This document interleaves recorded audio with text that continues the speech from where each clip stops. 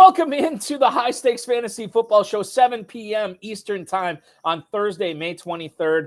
Welcome in. We are in the midst of drafting season. If you haven't started drafting yet, what's wrong with you? Because you are cashing in on a lot of great deals right now. I am Eric Balkman. You know me from the High Stakes Fantasy Football Hour on Friday nights. You know me from the RotoViz High Stakes Slowdown, and of course the Fantasy Football Players Championship as well. You can follow me on the X at Eric Balkman, EricBalkman. Let me welcome in my guest co-host with the most tonight.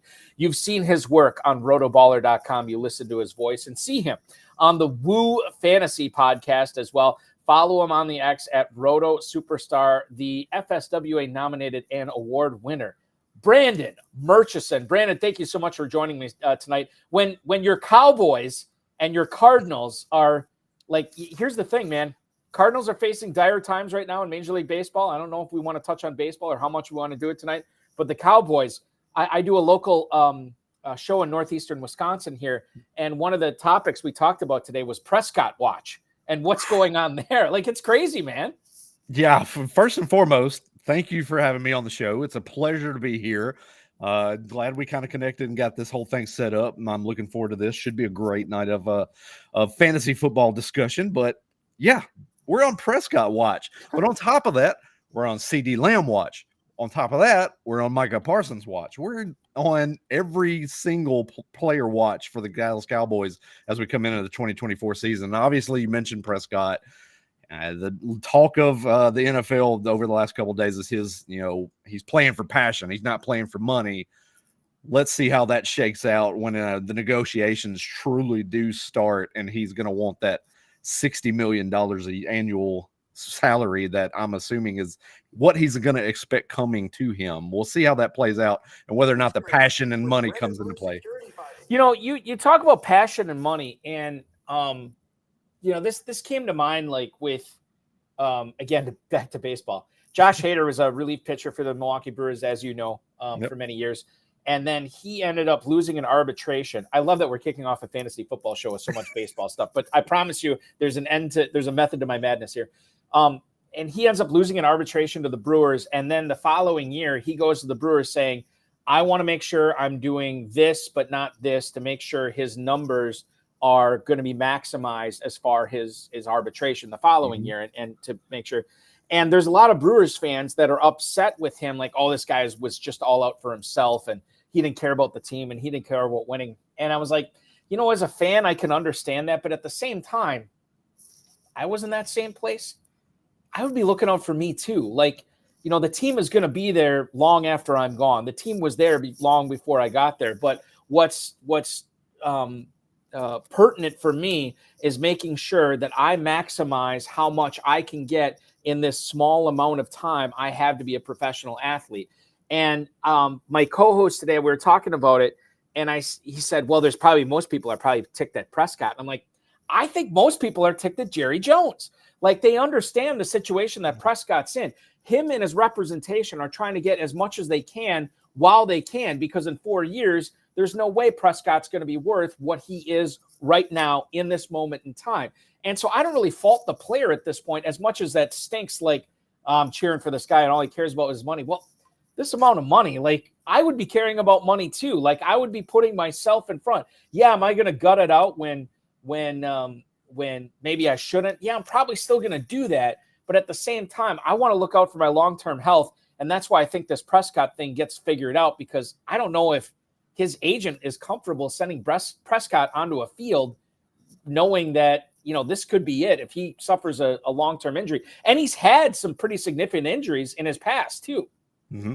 Yeah, that he has. But here's the dichotomy here is you're looking at with the Prescott and Jerry Jones Cowboys situation is you're looking at it from a standpoint of, obviously the Cowboys have been a little bit strapped from a salary cap standpoint. We saw that with free agency here in the last couple of months.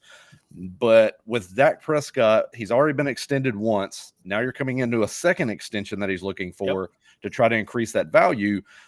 But do you want to pay him primarily on his regular season accolades versus what he has done against stiffer competition when the lights are the brightest, when it comes to playoff time?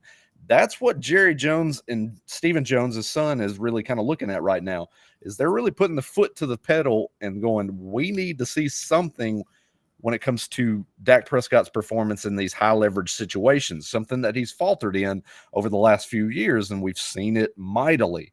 And now Prescott, like you said, he wants to get his money. He wants to get it while he can in that short period of time.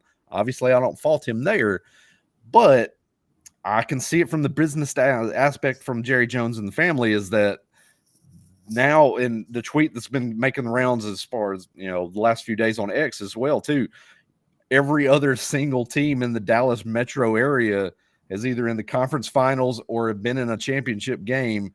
The Texas Rangers, the Dallas Mavericks, and now you have the Dallas Stars in the NHL Western Conference Finals. Cowboys, 1995. And that is something to really, it is eating away at Jerry Jones and the family right now, is they want to be on the forefront and be competing for titles, but they're not actually putting it out there and really going for gusto to get that done. I promise you, this is not the only time we will touch on the Dallas Cowboys tonight. We have so much to get to tonight. In fact, we're going to talk a little bit more about, we talked about Prescott. Let's talk more about Lamar Jackson, Anthony Richardson coming up in just a few minutes. To finish off the bottom of the hour, we're going to find out where Brandon Murchison stands on players like Jaylen, Wright, players like Jermaine, Burton, Malachi, Corley, so on and so forth. And then in the second hour, let's get into, is it Kyren or Kyren? How do you do this? This is weird. Kyren Williams or Kyren Williams, Brandon? I don't know. It's Kyren Williams. Kyren Williams okay, is the guy. All right. Yes. Kyren Williams. We will go with Kyren Williams. We'll talk about him tonight. We'll also get into some Jonathan Brooks talk. I know there's a lot of rookie stuff tonight, but we'll get into a lot of stuff. Antonio Gibson as well. And then we'll wrap things up with a Would You Rather segment. We'll go rapid fire with Puka Nacua, Trey McBride, Ramondre Stevenson, Brock Purdy, Ben Sinnott, and much more. That is all coming up on the High Stakes Fantasy Football Show tonight. Well, as a reminder, the 2024 Fantasy Pros Championship is live. If you want to win $1 million, it's just a $350 entry fee. Go to myffpc.com, myffpc.com, a $6 million prize pool. That's where to play that. All the ADP data that we are going to be giving tonight be coming directly from Fantasy Mojo, fantasymojo.com. Darren Armani, the godfather of the Pros versus Joes Challenge. He is the one who puts together all this, and we're going to be talking about everything from a best ball standpoint tonight, FFPC best ball. So all the ADPs that you hear, that's what's going on. If you want to participate in this, go to myffpc.com. A $300,000 grand prize is at stake this year, up from $200,000 last year. It's going to be a lot of fun. Empire Leagues, Dynasty Startups, all available at myffpc.com. And the Superflex Best Ball Tournament, by the way, is also live with the FFPC. Go to myffpc.com. Last year, that was a $50,000 grand prize. Now, for just a $35 entry fee, you can win a $100,000 grand prize. That's it. Again, myffpc.com. Shout out to our producer, Matt Deutsch, tonight. And let's get into Lamar Jackson. So this is interesting. He was the NFL MVP last year, Brandon. He dropped weight this year to be more agile. Now, on my bingo card of things that I wanted to see in the NFL this year, seeing a more agile Lamar Jackson was not on there. But apparently we're going to see it this year. He weighed 205 pounds this year. Last year, he weighed, 2022, he weighed 230. Last year, he weighed 215. Now he is down to a svelte 205. He is going off the board at the 411 in the FFPC Best Ball Tournament at the end of the fourth round. I look at the Ravens this year, and they've added Derrick Henry, which you don't have to touch on it quite yet because we'll get into that in a little bit. But specifically with this weight loss thing, are you bumping him up, keeping him the same, bumping him down strictly because of the weight loss? Does that affect how you're drafting Lamar Jackson at all this season? No, I don't think so. I think he's going to hold that value for me, where I've got him kind of slotted in currently. Weight loss be, judged into it, whatever have you. But the key thing that I'm looking at with Lamar Jackson heading into this season is the second year under Todd Monken in this offense. They've got a year that they've had to grow in this offense. Last year, you saw it. There was a little bit of headaches at times. They tried to run the ball a little bit too much at certain periods of time, though. But coming into this second year, I think you're going to have a lot more acceptance of the offense, a lot more knowledge and bits and pieces of what they're going to want to do on the field. You've got pieces in place. We've seen that they've got the offensive weapons in place. Mark Andrews returning from the injury. We saw Isaiah Likely, kind of beef up his production in Andrews' absence last year. Zay Flowers performed admirably as a rookie last year. Rashad Bateman, we're already hearing he's in the best shape of his life talk in OTAs. And so the pieces are there for them to kind of take another step forward. I think what Lamar Jackson losing the weight is going to help from an agility standpoint with that spread formation type of an offense that's going to allow him to utilize the open space on those breakdown plays and get out of containment and get down the field. And you'll see it a little bit more with those, over 15-yard runs, something that he did kind of lack a little bit last year. So I think that's, for me, it's going to be a bump for his rushing potential this year, which is going to keep him up there in that top 5 when it comes to the fantasy quarterbacks in 2024. You're of the opinion, excuse me, this does not affect Mark Andrews. This does not affect Zay Flowers. This does not affect the pass catchers, Bateman, like you mentioned at all, right? No, I know. I think they're still going to run at a premium pace with the offense, but a lot of people, what's something that you're not kind of keeping in mind when you discuss this Ravens team is some of the pieces that they're going to be missing on the defensive side of the ball, which is going to lead to the Ravens playing more up-tempo, trying to keep pace with points. Because let's be honest, they're going to be facing a little bit tougher of a schedule this year as well. So I think it's going to bleed into where you're going to see the Ravens have to try to keep up from an offensive standpoint, getting down the field. The tempo is going to be up there. There's going to be a lot more potential for production for Lamar Jackson and the offense as a whole. The interesting thing I'll bring up here is right now back-to-back at the 410, 411 right now in the FFPC best ball tournament. Quarterback 3, quarterback 4, Lamar Jackson, Patrick Mahomes. Brandon, who are you hitching your wagon to, let's just assume you can only draft in one team in this tournament. Would you rather have Jackson or Mahomes at your quarterback at the 410? Ooh, well, for me, I'm still leaning Patrick Mahomes. I know we had the last year, the down season with Patrick Mahomes. I believe he finished QB 14 on an average points per game basis. So a lot of people were turned off by that. And that can help you when it comes to a recency bias standpoint, because you're going to be able to get Patrick Mahomes at a better price when it comes to potential draft value when we get into the summer months and August.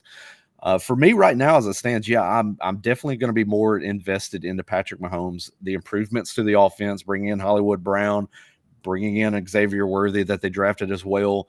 I think that offense is going to get back to where they can exploit bigger plays down the field, and that's going to open things up for Patrick Mahomes to get back to what we saw from him 2 and 3 years ago. And for me, that upside is going to lend me to be in more on Patrick Mahomes than Lamar Jackson. It's just weird. You think about it. Like, I feel like every single year we talk about Patrick Mahomes being a value, and then every single year he falls a little bit more. And he's a value. Yes, he is. Every single year he's a value. Like, he puts up numbers every single year, and every single year the people who draft him are really thrilled that they did draft him at that point. So that is where you weigh in on Jackson and Mahomes. I happen to agree with you, by the way. Yep. The other thing to keep in mind with this weight loss thing, and I know you said it's kind of a nothing burger, and I tend to agree with that, but I feel like sometimes, weight loss or weight gain, I feel like more than 50% of the time it either has no effect or a bad effect. Like, I can't remember the last time somebody gained weight or lost weight, and we're at the end of the season, we're like, really was good that he had that weight change, it's either it was nothing or we're ticked off about the guy's results. It's just weird how that works out sometimes. And that's not, that's just here and there. It's more like an observation than anything statistically I've researched at all. A quarterback that I think is definitely arguably the most compelling quarterback to talk about in fantasy football leagues this year is Anthony Richardson. He's the second-year guy. He was on pace to break off a ton of not only rookie records, but quarterback records had he kept up the pace that he was on before he got hurt last year. Now, he had the shoulder injury that knocked him out for the season. He's playing 11 on 11 in OTAs right now. And he just turned 22 years old yesterday. So happy birthday to Anthony Richardson. He is going at the 5'10" in the FFPC best ball tournament right now, sort of by himself. We Yep. mentioned Jackson and Mahomes. They're going a full round ahead of them. Joe Burrow, Dak Prescott, you're looking at, I don't know, almost a round and a half later. CJ Stroud is kind of in the same neighborhood. He's going about, I don't know, 4 or 5 picks before him. And so I guess Stroud and Richardson, which is really compelling when you talk about that conversation, which quarterback you'd rather have. But just talk about Anthony Richardson in general this year, because I don't want to say he's a polarizing guy, but there's a lot of people that were really excited that they drafted him last year. And had it not been for that injury, they might have rode him to $1 million glory in the FFPC. However, the way he plays the game, Brandon, I don't know if we can just erase the whole injury aspect, because he might be putting himself in harm's way again. Yeah, and that's the thing is we are sitting, May 23rd, and Anthony Richardson is already developing into the darling of the fantasy community from a sleeper standpoint and a hype standpoint as we head into the training camps in the summer months for fantasy football. Everyone is amazed and grabbing a hold of that small sample size you mentioned from last year. He was top quarterback in the league from a fantasy points per game standpoint, fantasy points per drop back as well, led in both of those categories in that short time span. And, myself, I was snake bit by Anthony Richardson myself last year. I did draft him and kind of had to go fall back on to get your second options ready to play. But you mentioned it. That's the thing, is his playing style breeds to taking those hits, leading himself into those situations where that might play into injury status being a thing for Anthony Richardson. Mm-hmm. And we just talked about Lamar Jackson and the weight loss. That's something else to keep in mind from that standpoint as well. Will the weight loss and potential hits accumulating through the season lead into, that injury bug creeping up ever so slightly more? And I think that's with Anthony Richardson coming into this year. I think he learned what he can and cannot do in that short time span last year. They're building this offense around his skill set and his strengths, and I think that's going to be something they're going to utilize going forward. And I think we're in for a big year if Anthony Richardson can stay on the field. Let's say give him 15 games. Let's factor in a couple games missed, but even in 15 games, I think he's going to be a top 5 quarterback in fantasy in 2024. I know you're a volume drafter. What percentage are you shooting for shares of Richardson this year? I want to be around in that exposure rate for a guy like that I'm kind of high on. Mm-hmm. You're going to have to reach a little bit more. So I'm probably going to be shooting in that 27 to 33% exposure area, which is still kind of aggressive, right? Right. But I mean, I guess you're high on them, so why wouldn't you want to be aggressive? Yeah. Right? And so you want to kind of build your stacks and things like that of that nature. You want to go get the guy a little bit sooner, depending on where you are and you're placed in some of these drafts. And that's kind of where I'm looking at right now. And it also, of course, too, it depends on the type of format you're in. Always remember that scoring format is king. Knowing that and having the knowledge before you go into the draft, which players are going to be more beneficial to you in those leagues that you're drafting in. And most of the ones that I'm in, you get a lot more for those rushing potentials. And Anthony Richardson's going to be a guy that's going to be bringing bacon home to people this year in 2024 for that rushing upside. Family Ties own Alex P. Keaton joining us on the YouTube chat tonight, and we're talking about weight loss and weight gain. And he said only Le'Veon Bell's weight loss from his rookie year to his second season was a legit difference maker. And while I cannot disagree with that, I'd have to really do some studies to find weight gain and weight loss to find out if there's anybody else. But that's right. I mean, he is right with the Le'Veon Bell. I do remember that significantly. Le'Veon Bell was an interesting guy. Not that I want to go down fantasy football memory lane here, but I do remember that guy being a player that I was not all excited. And you follow college football pretty closely, don't you, Brandon? Were you following it that closely when Le'Veon Bell was at Michigan State back then? I mean, I never thought of him as like a big time difference maker when he got to the pros, but he was. I mean, he was an agile playmaker at Michigan State, broke off a lot of big runs. He was a tackle breaking machine at Michigan State, something that translated over into the NFL. We saw kind of later on in his career, but his biggest thing was that patience. And that's what they always talked about with Le'Veon Bell. He showed that patience behind the line of scrimmage before deciding where he was going to take and make his move. And that's something that really kind of bled into, translated into the NFL perfectly behind that Steelers offensive line, that offensive scheme that they had in place. And that for him, Le'Veon Bell, that was a big move in the NFL, losing the weight, building that agility, building that speed, and that's what led him into being one of the more productive backs in fantasy for a hot minute. Chad Parsons, who I know you just did a show with too, Yep. Under the Helmet Dynasty, a former co-host of this show. Obviously, check out his work there, Football Guys. He said he slimmed down a ton, 230 pounds, and he did a great 3-cone drill at the combine too.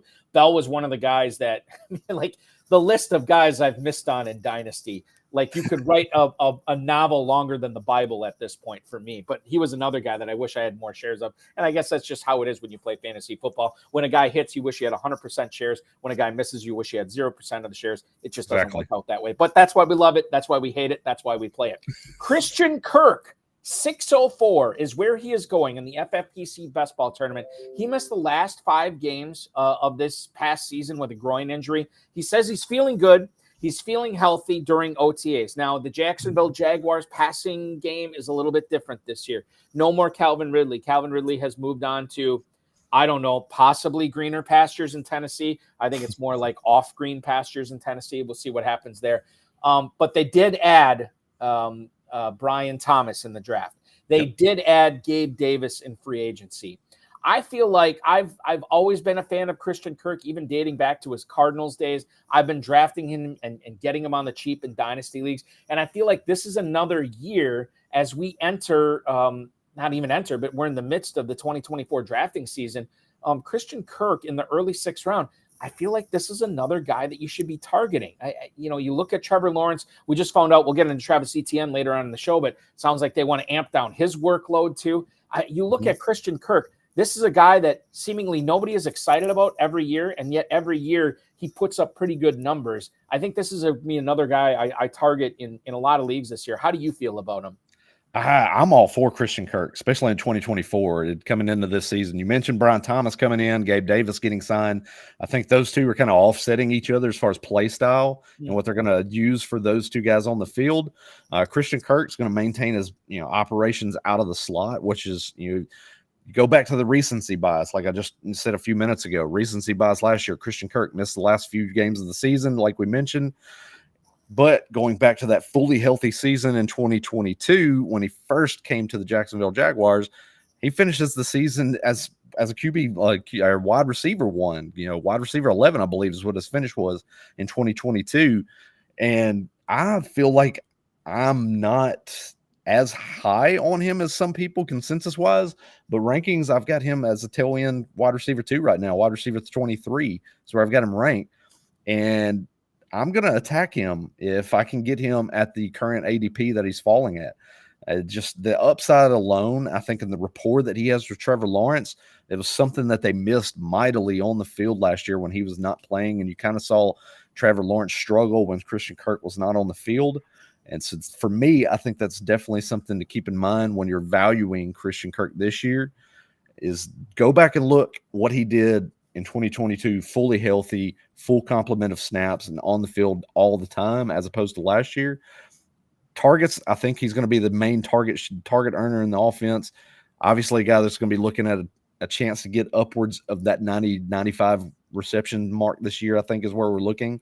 And if he can get in the range of kind of 8 to 10 touchdowns, you're looking at a guy that's going to be pushing, low end wide receiver 1 numbers again. Low end wide receiver number. I mean, like, think about that too. Like, if that's the case with Christian Kirk this year, even if it's not the case, let's say, that's crazy, Brandon. He's never going to get that.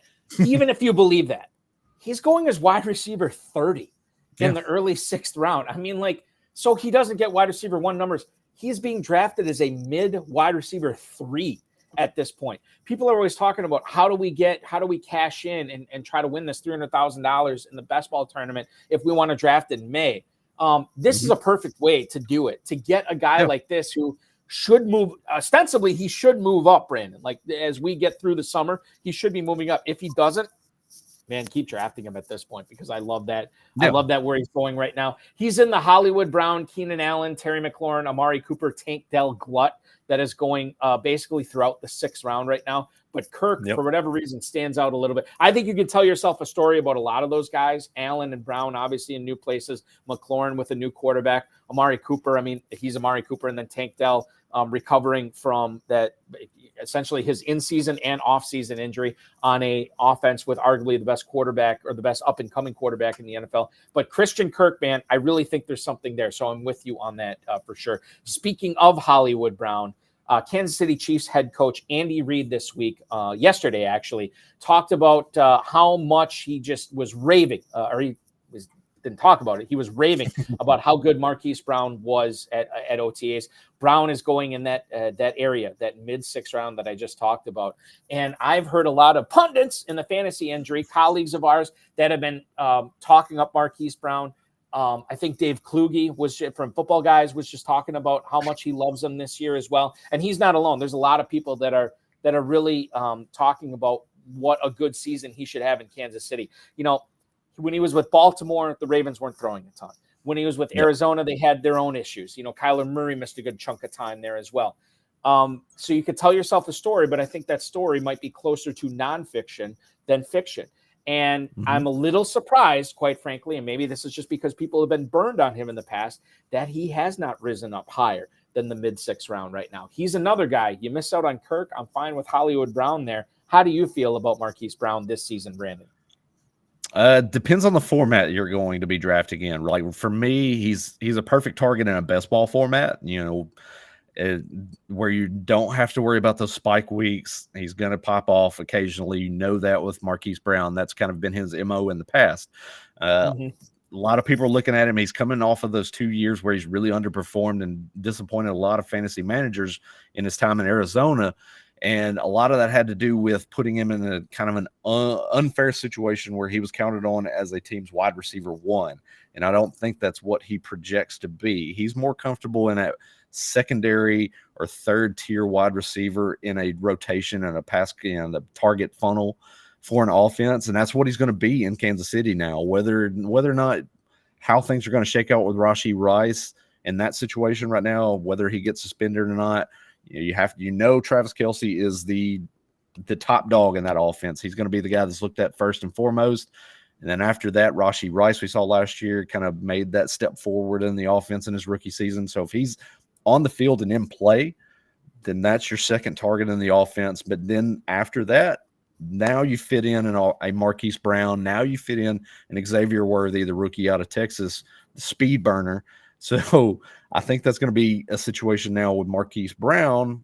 He fits into a more comfortable situation, and that's helping Patrick Mahomes too. He's not really had this level of quarterback play either, and that he can rely on from an accuracy standpoint. Ball's going to be where it should be, and not a lot of off target plays, out of sync plays like he's been used to with Kyler Murray and Lamar Jackson in the past, guys that are going to roll out of the pocket and extend plays. Patrick Mahomes is going to be bang, bang, bang, 5-step drop, get the ball out here, boom. And that's going to be something I think it's going to help a Marquise Brown. He's going to be facing those second and third string defensive backs. He can work those guys, get down the field, find open space. He's definitely a guy that you can get, later on in drafts. I mean, he's going to a double-digit rounds right now, close to it. So definitely a buying opportunity because of the offense that he's in now. The other aspect of this with the Chiefs is Xavier Worthy. Now he is going in the late 7th round. This is a guy who's the 21st overall pick of the 2024 draft. He was not participating in OTAs yesterday. I don't know if the Chiefs had him today or not, but I know yesterday he didn't practice because he tweaked his hamstring earlier this week. He's only 165 pounds. I don't necessarily have any data on whether if you are more slight, you are more prone to soft tissue injuries. I would think that if you win based on how fast you are, I would think that you would be very concerned with a soft tissue injury, hamstrings, quads, whatever. Knowing that you just said that it is going to be a quick offense. In other words, Mahomes is going to get rid of the ball quickly to Brown, to Kelce, what have you. Worthy is the opposite of that, right? Worthy wins downfield. He is a burner. And when we talk about players like this that aren't necessarily a focal point of being targeted a lot of times every single week, rather you're going to be targeted a few times every single week. And those spike weeks happen, right? In best ball. That's what we're looking for. So with Xavier Worthy, it's so weird because these guys are on the same team. Marquise Brown and him are on the same team. 4 picks of ADP separate them. Marquise Brown 607, Xavier Worthy at the 6'11 right now. And they're on the same team, but they're totally different types of players. Who would you rather draft? I mean, I kind of depends upon who your first 5 picks were, right? But if you're drafting in the 6th round, Brandon, and you're facing Marquise Brown and you're facing Xavier Worthy, that's a tough call.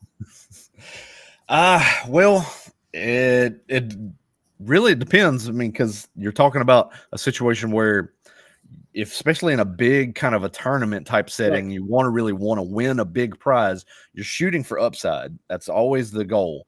And what's the upside play between these two players? I think the biggest shoot for the moon play is Xavier Worthy.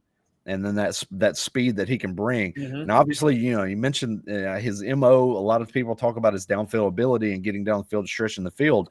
But in his time at Texas, he was a guy that was a target earner all over the place. Whether it be wide receiver screens, whether it be over the middle, he's a guy that can run every single route on the route tree. And I think that's something that they've been lacking in this offense as well, where Marquise Brown's going to really kind of be represented more in that true X receiver type role, probably more of a limited route tree, which is going to lead itself into less targets in the offense, where they're going to want to work a player like Xavier Worthy into the offense creatively and get the ball into his hands. Now, you mentioned the slight frame, mentioned he's already banged up with a hamstring injury, and it brings back horror stories for people thinking, John Ross back in the day, who just signed with the Philadelphia Eagles this week as well. And he's kind of, that's the thing you're looking at with those two players. Is Xavier Worthy going to be on that John Ross type of NFL track where he's always fighting those soft tissue injuries because of the speed? A lot of those guys don't know how to dial it down. And when they don't, that's going to lead to those hamstring injuries and things of that nature. And you're going to have times where he's going to be missing and off the field. But from an upside play, and if I'm going for a guy that's really going to just hit a home run, kind of like last year with a Tank Dell, a lot of people were turned off by him and didn't know really how to look at him.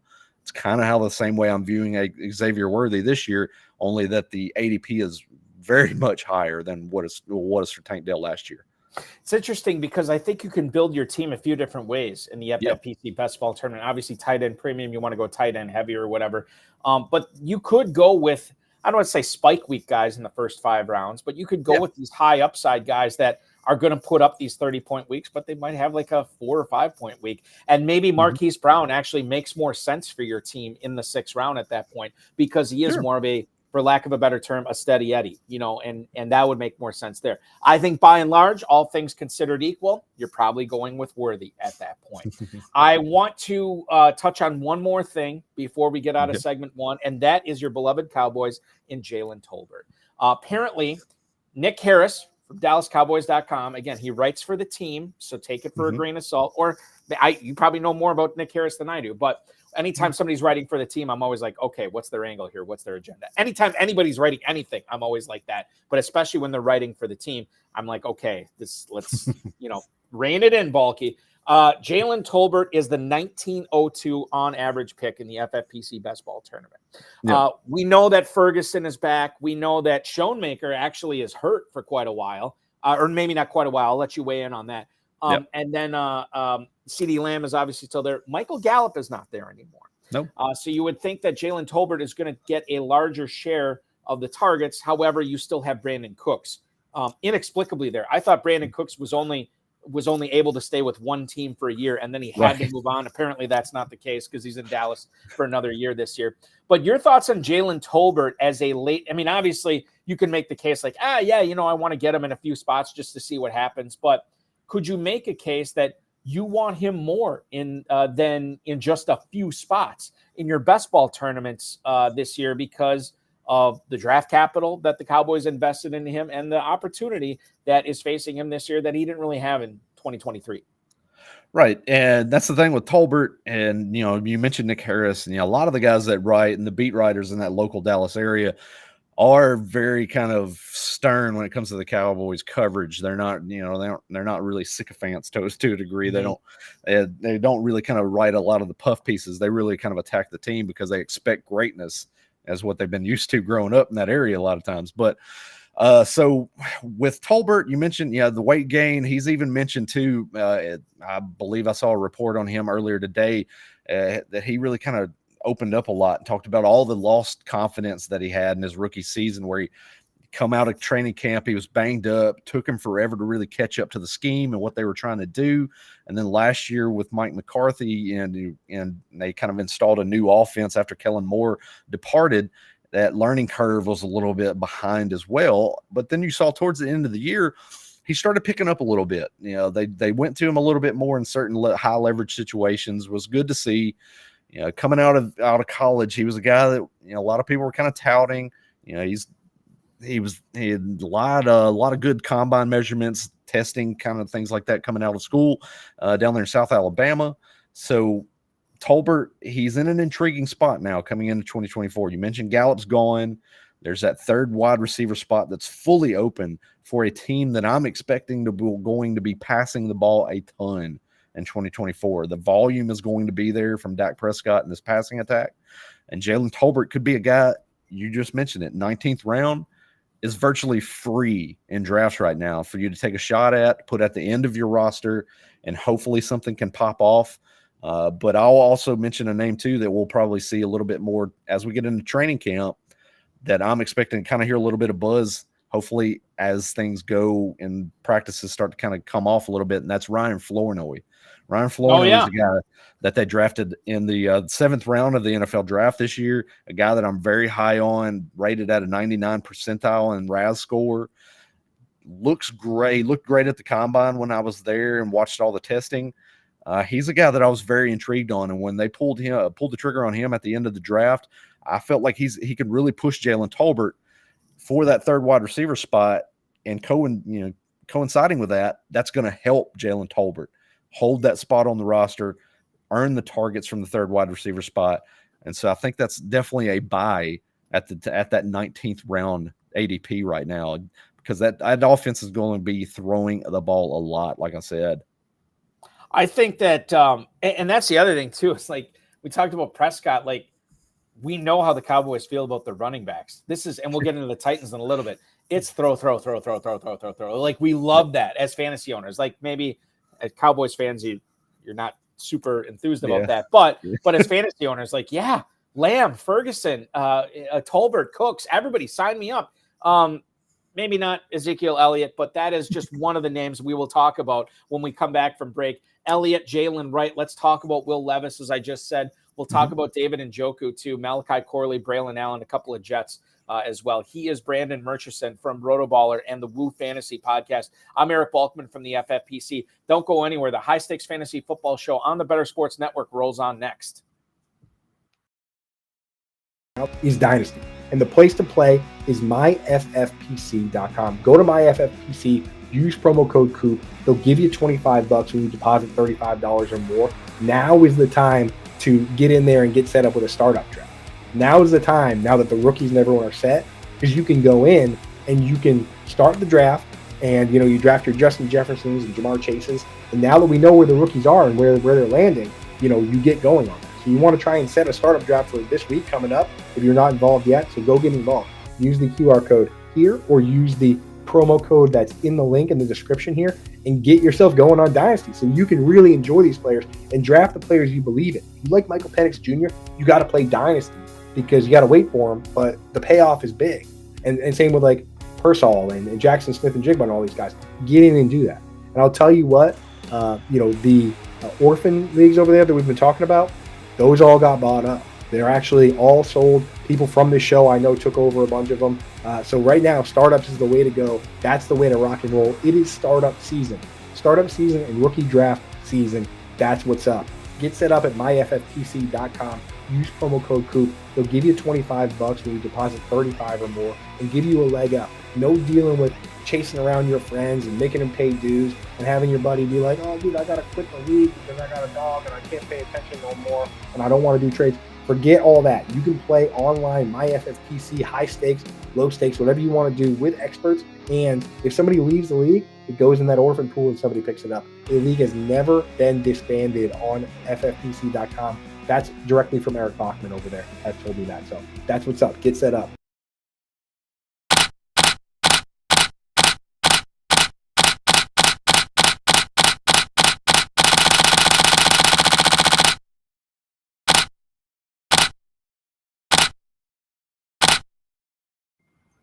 21 minutes until the top of the hour. You are watching the Better Sports Network's high-stakes fantasy football show presented by the Fantasy Football Players Championship. I'm Eric Balkman, at Eric Balkman on the X. He is Brandon Murchison from RotoBaller and the Woo Fantasy Podcast. Check him out at Roto Superstar on the X. You know, that's an awfully, awfully flattering name that you picked for yourself on X. I'm just going to assume that somebody else dubbed you the Roto Superstar, Brandon, right? Yeah, just a backstory to that. I got started in fantasy football back in 1996, fresh age of 14 years old. Got into a league with some guys that kind of lived in the neighborhood, a lot of older guys, you know, a little bit older than myself, just asked me to get involved in a fantasy league with them. And over the course of the first 2 to 3 years, I was immediately in there dominating and showing the stuff. And a couple of the guys that were in that league just started calling me Superstar. And so Superstar stuck. And then I get into the fantasy industry, you know, and then guys like Matthew Berry, you know, talented Mr. Roto. So I incorporated that. And then I first started writing with Roto Experts. Now I'm with RotoBaller. So the Roto Superstar merges at that point. Roto Superstar. That's the etymology. I love it. And that makes perfect sense. We have to remind everybody that if you want to play in the Fantasy Pros Championship, you can do so at myffpc.com. We have drafts starting at the top of the hour here, and then we do have another one starting at 10 p.m. and another one at midnight tonight. If you want to register, scan that QR code that our producer Matt Deutsch has put on the screen. That will take you right to the registration page. If you already have an FFPC account, you can join the 10 o'clock draft tonight. You can join the midnight draft tonight. I'm commissioning both of those, so I'll see you in there. Or you can register for a slow draft, or you can register for another draft going on Memorial Day weekend as well. I know it's a busy weekend, spending time with family, remembering all of those fallen soldiers that have made our lives free. But at the same time, you can set aside a little bit of time for yourself. Hour and a half is usually what it takes. And you can draft for $1 million right here in May. $6 million prize pool. myffpc.com is where to go, or just scan the QR code on the screen. Let's get into some of the players that are being drafted in the Fantasy Football Players Championship, Fantasy Pros Championship right now. Derrick Henry is going at the end of the second round right now. Derrick Henry no longer with the Tennessee Titans. He's moved on to the Baltimore Ravens. Running back 8 at this point, going after Kyren Williams, going ahead of Achane and going ahead of Travis Etienne. Where do you stand on Derrick Henry as a late second-round pick, Brandon Murchison? A quick sidebar before we get into that. I was going to mention, too, the Fantasy Pros Championship won my division last year. Yes, you did. So I will be coming back this year to defend my crown. So I'm looking forward to doing that. I'm just kind of deciding when I want to do my draft for this year for 2024. So wanted to kind of throw that out there too once you talked about the Fantasy Pros Championship. Honestly, let me know and we'll pump it up on here and we can have viewers and listeners compete against you this year too. But yeah, congratulations. Sounds great, man. That Fantastic. It's no small feat to win your league. So that is awesome that you did that last year. And maybe this is the $1 million year for you, Brandon. That's what we're hoping. I mean, I even ate through the slew of injuries of guys like Joe Burrow and things like that I drafted in that draft and worked through. But I digress. Moving on, getting into Derrick Henry as a second round pick. Obviously, I'm all over it this year with the offense that he's going into. I've got him ranked right now as my RB5 currently. I am very high on this situation. We saw last year, Gus Edwards scores 18 touchdowns on this Baltimore Ravens offense, and that's Gus Edwards. We're talking about Derrick Henry now, playing behind an offensive line that he's probably not had the chance to play behind over the course of the last few years with that very bad situation in Tennessee with the offensive line he's had the last 2 to 3 years. Now he's got a better offense that he's in, better offensive line, play calling that I think is going to be suited for him. And this is I think a chip on the shoulder type of season for a Derrick Henry. And I think he's going to explode first year in this offense with Baltimore Ravens. I have no qualms about taking him in the second round right now. Yeah. And that's the thing. I should ask you, what are the 4 running backs you have in front of him? McCaffrey, Hall, Robinson, Gibbs? Right now I have McCaffrey, Hall, Robinson, Taylor. Okay. So why do you like Henry? But we already talked about Kyren Williams. Why do you like Henry better than Jahmyr Gibbs and Saquon Barkley, 2 guys that are going ahead of Henry in the FFPC best ball tournament right now? Well, from Gibbs, it's more of kind of the fact that David Montgomery's still there. I mean, that's really the biggest thing. David Montgomery's going to factor into that offense. He's going to be the first running back out on the field with the first series for the Detroit Lions. So he's going to be the glorified starter. They're going to continue kind of split time between Gibbs and Montgomery. So I factor that into my decision-making when it comes to a guy like a Derrick Henry as well. You're sure you're going to get that upside from the passing standpoint with a guy like Gibbs. So that upside is going to be there. You have those in as well.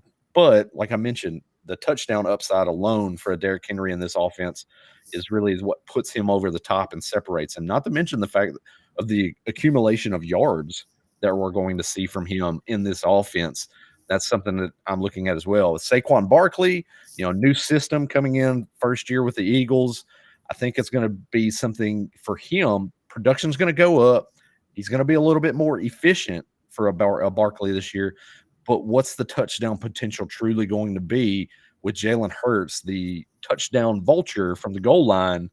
Where's that upside going to be with Barkley? Is he going to be a guy that's going to get over 10 touchdowns, or is he going to be in that 7 to 9 range where Henry, like I said, that upside's so high with the potential of touchdowns on that offense? It just, for me, puts him over the top. Yeah, and until they start running the tush push in Baltimore, which I don't think they're going to be doing, especially with the slim down Lamar Jackson. Exactly. Henry is the guy that you can make the case for. And I know touchdowns are fluky, but at the same time, we can understand why they'd be less fluky in Baltimore versus Philadelphia this year for sure. Let's move on and talk about David Njoku here. David Njoku last year was awesome for anybody who had him down the stretch with Joe Flacco. Flacco was a weird guy last year because he was pumping the ball down like he was the second coming of Jameis Winston, even though he was really the guy who came before Jameis Winston. He cared not for interceptions. He was just bombing it. And we loved that for fantasy owners. We loved it if we had Joe Flacco as our quarterback. We loved it if we had Cooper. We loved it if we had Njoku. If you look at Njoku's stats, like you can kind of tell when Watson was no longer the quarterback and when Flacco took over because Njoku's stats really took off. My concern this year, if we look at Njoku, is he being drafted based on what he did at the end of last season? Because quite frankly, he wasn't awesome with Deshaun Watson as his quarterback last year. And now he's going right next to Jake Ferguson, just behind George Kittle, ahead of guys like Brock Bowers and Dallas Goedert. Where do you stand on David Njoku with the 5.12 this year, Brandon? For me, that's a little bit high. I'm going to probably look elsewhere when I'm targeting the tight end position. You mentioned, the splits is really the biggest thing when it comes to David Njoku. With Watson, I had this discussion yesterday with Laquan Jones that is, I work with at RotoBaller, and he threw out the stats to me as well because we talked about, what's the appropriate price when it comes to draft value for David Njoku, and I mentioned that fact altogether is those splits with Deshaun Watson and with Joe Flacco under center were night and day. So if you look last year with Watson, he played 6 games with Watson. The first 3 weeks, he went 4.4, 6.8, and 6 fantasy points in those games with Watson, where if you look towards the end of the season, he's double-digit scoring week in and week out with Joe Flacco under center. And I think that's going to be the telling point for me this year. David Njoku, can they increase the rapport between he and Watson? Is Watson really back is the other question. And then also they brought in Jerry Jeudy as well, another guy to take targets away from Njoku in this offense. So for me, all those factors into play, factoring in that draft ADP right now in that 5th round, I have other guys that I'll probably look to another round or two later to fill that need that I think will outproduce David Njoku. I'm totally with you on this. I don't want to take Njoku at the end of the 5th round. I'd rather take Bowers at the end of the 6th. I'd rather take Dallas Goedert in the mid 7th. Hockenson is an interesting guy because I still, as weird as it is to say this, he's going in the 9th round. I still think that's too high based on his injury, and I'm not convinced he comes back as good as everybody thinks that that he's going to come back from. By the way, Bill Hollywood chiming in on YouTube right now. How long do you get for slow drafts in the Fantasy Pros Championship drafts that I already talked about? We have 2 different options for slows. There is a 2-hour option and a 6-hour option for slow drafts there. So if you want to sign up and play for $1 million, you can do that live with a 60-second timer, but you can also do it with a 2-hour clock and a 6-hour clock. Now, the player that is going basically right next to David Njoku is Jake Ferguson, tight end 9 at the end of the 5th round. This is one of your beloved Cowboys. And actually, I'm wearing my UW Badgers sweatshirt tonight. He is a former Badger as well. The thing with Ferguson is, and I've heard a lot of people talk about this, saying he's overdrafted, not because he's not going to put up points, but because they don't see him as a difference maker, as a superior athlete. He's not elite at anything. And while I kind of agree with all that, I'm also of the opinion that I'm talking about waiting after the first 9 tight ends or 8 tight ends are off the board to take one at the end of the 5th round in a tight end premium format. I'm okay with him not being the best effort. Like, I'm okay because of what he did last year, because they let Tony Pollard go to the Titans, because they don't have a real running game as it stands right now in Dallas. They are going to be throwing. And Jake Ferguson was a huge part of this last year. If anything, his target share should go up. I don't think it goes down. Where do you stand on Jake Ferguson, Brandon Murchison? I love me some Jake Ferguson. And it goes back to when Dallas was going to let Dalton Schultz walk. I saw kind of the tea leaves back then, and with Dalton Schultz moving on, I was heavily on X, Twitter, whichever one you want to call it. Go get Jake Ferguson. This guy is going to be the next good tight end, great tight end for the Dallas Cowboys.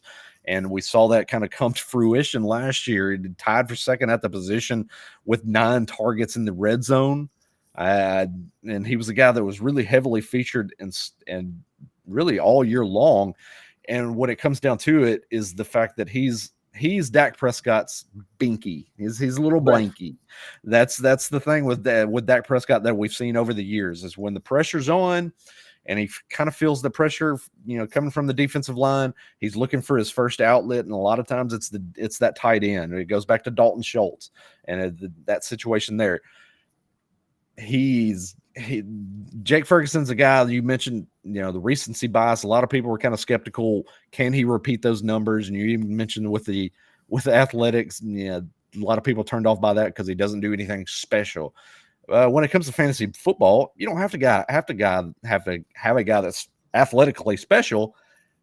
Give me targets, give me receptions, give me touchdowns, and that's what Jake Ferguson is going to do in 2024.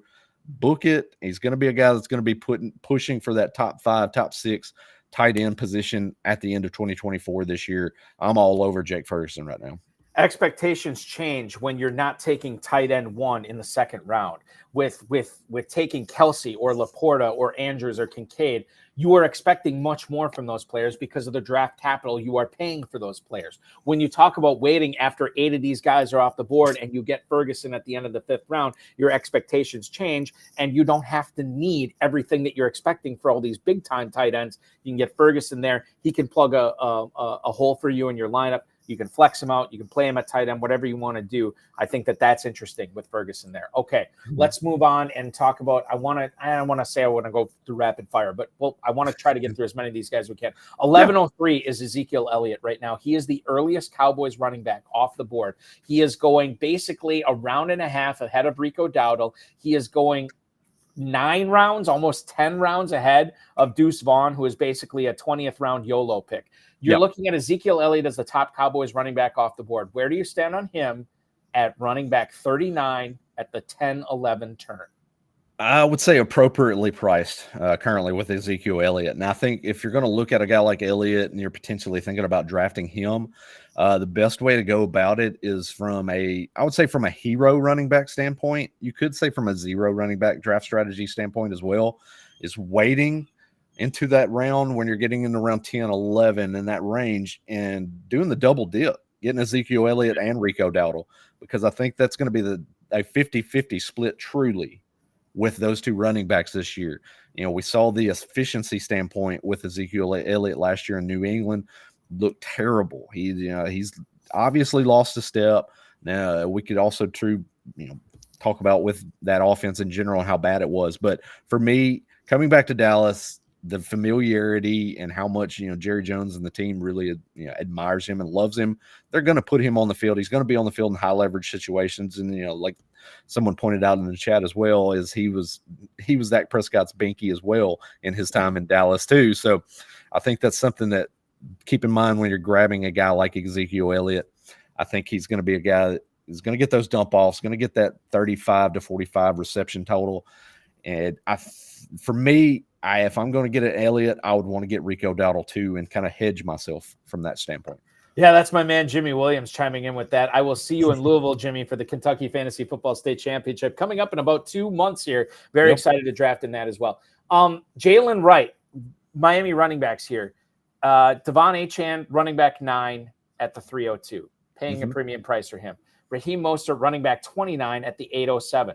That's about 5.5 rounds later. And then you see Jaylen Wright after that at the 1111, running back 43. Here's how I see this, and I'll let you weigh in. Raheem Mostert has probably got his own little office in the trainer's room in Miami at this point of his career. The fact, and this is how sharp FFPC drafters are, because Raheem Mostert, what did he run for? Like 87 touchdowns last year, and he's still being drafted in the 8th round this year. Now, Devon Achane, I'm fine with, but that's another guy that gets dinged up. Again, a speed merchant playing running back, like that's not exactly a great way to stay healthy.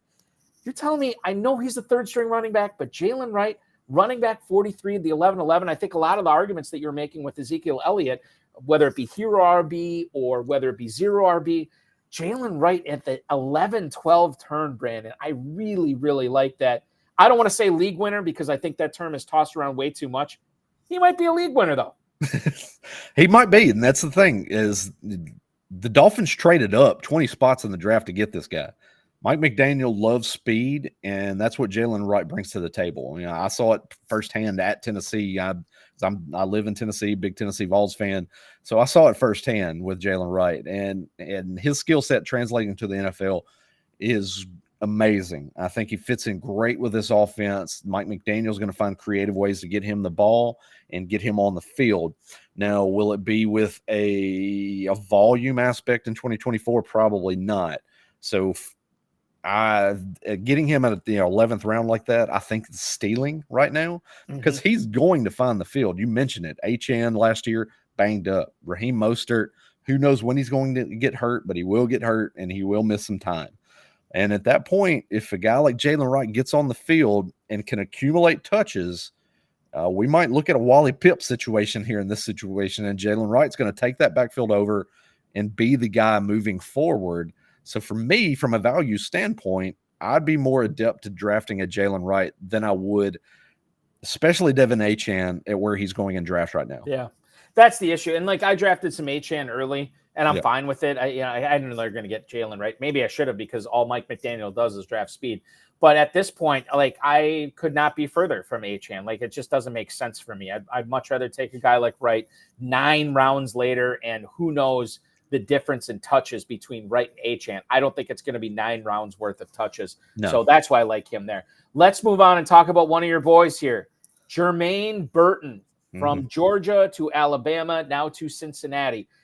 We know the T. Higgins situation. It sounds like he is going to be playing this year, but that's what it sounds like. It's not official. And I think for Dynasty, it's interesting too, because if Higgins moves on after this year, all of a sudden Burton could step in to be the number 2 receiver in an offense that features Joe Burrow and Jamar Chase taking coverage away from him on the outside. The key thing to remember with Burton is, people look at the draft capital. I don't think there was ever any question about the talent with Jermaine Burton. I think the question was off the field stuff. And we saw players like Tyreek Hill, and I'm not comparing him to Tyreek Hill, but we saw Tyreek Hill, a guy that never should have been a 4th or 5th round pick, whatever he was, but he dropped down that far because of off the field stuff, right? And people who take the chance on it, sometimes it works out. Jermaine Burton, while you can't draft him in the NFL like the Bengals did, you still can draft him for your FFPC team in the 15th round right now. Give us the sell on why Jermaine Burton is a must draft this year. Well, the thing is with Jermaine Burton, and we kind of saw it last year, and I was touting it until the cows come home last year in 2023, is fit for the player and their type of, their skill set and what they bring to the table. I was a big proponent of what Puka Nacua could do last year in that fit with Sean McVay in that offense, and we saw what happened last year. Jermaine Burton coming into Cincinnati with this offense, and you mentioned, a lot of the factors kind of coming into play too as well with T. Higgins and that contract situation. Will it come into play in 2024? To be continued, because we don't know how that's going to look. He could get he could not sign his tender. He could not want to play this year. He could get moved on from early this year or even at the trade deadline this year. But for all accounts, I feel like he will be out in Cincinnati when it comes to 2025. And for a guy like Jermaine Burton, I talked to him at the scouting combine, had a chance to kind of sit down and ask him a few questions. Great kid, very personable, and just from sitting down and talking to the guy there, you could tell he really wants to make a point that these off-field concerns are kind of something that's behind him. And we're even seeing it, hype videos on X right now and things like that with Burrow, deep shots to Burton. That particular skill set coming from Alabama, talented receivers come from Alabama. Like we go to the store and buy groceries. And so him coming into the NFL now with this offense, with Joe Burrow, I think it's just the perfect marriage. And whether it be this year, I think with that price point in that 15-round range, you're getting a guy that's going to be a high upside leverage play down the road, barring injury and things of that, with like T. Higgins possibly maybe missing time. But we even saw with Tyler Boyd over the last few years, consistency, always getting targets in this offense, was always getting looked at. And I think that's going to be something that Jermaine Burton can kind of come in and fill that role early now in 2024. But from a dynasty aspect, if you're looking further down the road as the wide receiver 2 in this offense, my goodness, you're looking at a high upside wide receiver 2 right here on skill set alone. Yeah, I totally agree. And he was a guy that, and Jimmy Williams points this out in the YouTube chat, Burton has the physical and on-field traits to be the wide receiver 2 there, but he has to keep his head in the game. I like him. And the thing that I like about that comment from Jimmy is when you're talking about a player like that, when I think about Antonio Brown, who's in the news for the wrong reasons lately, but I think about a player like that where it's like, yeah, I'd like to take a chance on him, but I don't want to draft him that high. I mean, he's 15th round in the FFPC best ball tournament. In some of my leagues now, as my dynasty rookie drafts have been going on, he keeps creeping higher and higher to the point where he's going significantly higher than some of the other receivers that were drafted in front of him. But I still think he's worth the risk. You're talking about a late second round, early third round pick in your dynasty drafts. You're talking about a 15th round pick. If the only thing is, he's got to keep his head on straight. He's got to be behaved off the field. If that's the only thing and you're not questioning the role, the talent, anything like that, then take the chance and draft him. Because if it doesn't work out, it's a 15th round pick. It's a third round rookie pick. You wash your hands of it and you move on. But this is a perfect example of another, again, not a league winner, but a guy that can really help you win leagues, if that makes any sense. Okay, one other thing I want to get to, and it's a pair of players, and they're both on the New York Jets. Malachi Corley, who I know you love, was drafted by, and there was a lot, and I'll tell you this too, doing a lot of these shows prior to the NFL draft, Brandon, I would ask dynasty players and pundits in the industry, like, who do you like? Who's one dynasty player you want to get in all your rookie drafts? I wouldn't say Malachi Corley was number one, but he had to be close to being the number one choice that a lot of these players are saying that they wanted, and now he goes to the Jets. Aaron Rodgers was talking about Braylon Allen. Calling him a monster. And now it seems like he has the inside track to being the backup to Breece Hall in New York, which is significant if that Jets offense is back this year. And I know they invested that high first-round pick into the offensive lineman, Alu Fashanu. I think I'm getting the name right. Yep, Fashanu. Fashanu, yeah. And so if the Jets offensive line's better, Rodgers' Achilles is healed. He's got Garrett Wilson. He's got Mike Williams. He's got Malachi Corley. He's got Breece Hall. And now he's got Braylon Allen. Braylon Allen, this is a guy the guy behind the guy, right? Old it's Swingers, I think, was the reference. So we went to get the guy behind the guy. Right. That's Braylon Allen at this point. Malachi Corley and Allen, 16th and 19th round, respectively, in the FFPC best ball tournament. Pretty good ways to spend your late round draft capital. I don't think there's been a single show that I've done since January where I have not talked about and talked up Malachi Corley. going back to watching those Western Kentucky games last year during the 2023 season, and then getting, when he gets down to the Senior Bowl and shows out, and then just continues to look amazing down there from all standpoints, whether what he's doing on the field. And now he's in the NFL, he's gotten onto the field, and Nathaniel Hackett, Aaron Rodgers, these guys are talking him up, and it's already giving me the feeling like they're going to get the ball in his hands. And I had put this on X just the other day. It gives me the vibes like it feels like they're going to work him into this offense similar to a Randall Cobb in his prime with Green Bay.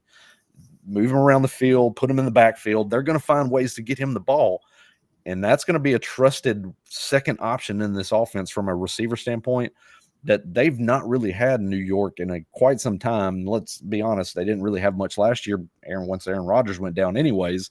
So for me, I am going to be so overweight on exposure to Malachi Corley because of the upside I think he brings with that translatable skill set to the NFL. So, but on the other side of the coin, Braylon Allen, like you mentioned, I kind of look at this as a situation like he's kind of a cheaper version of an A.J. Dillon with Green Bay. That bigger body, short yardage type of back that they'll use when they need to use him.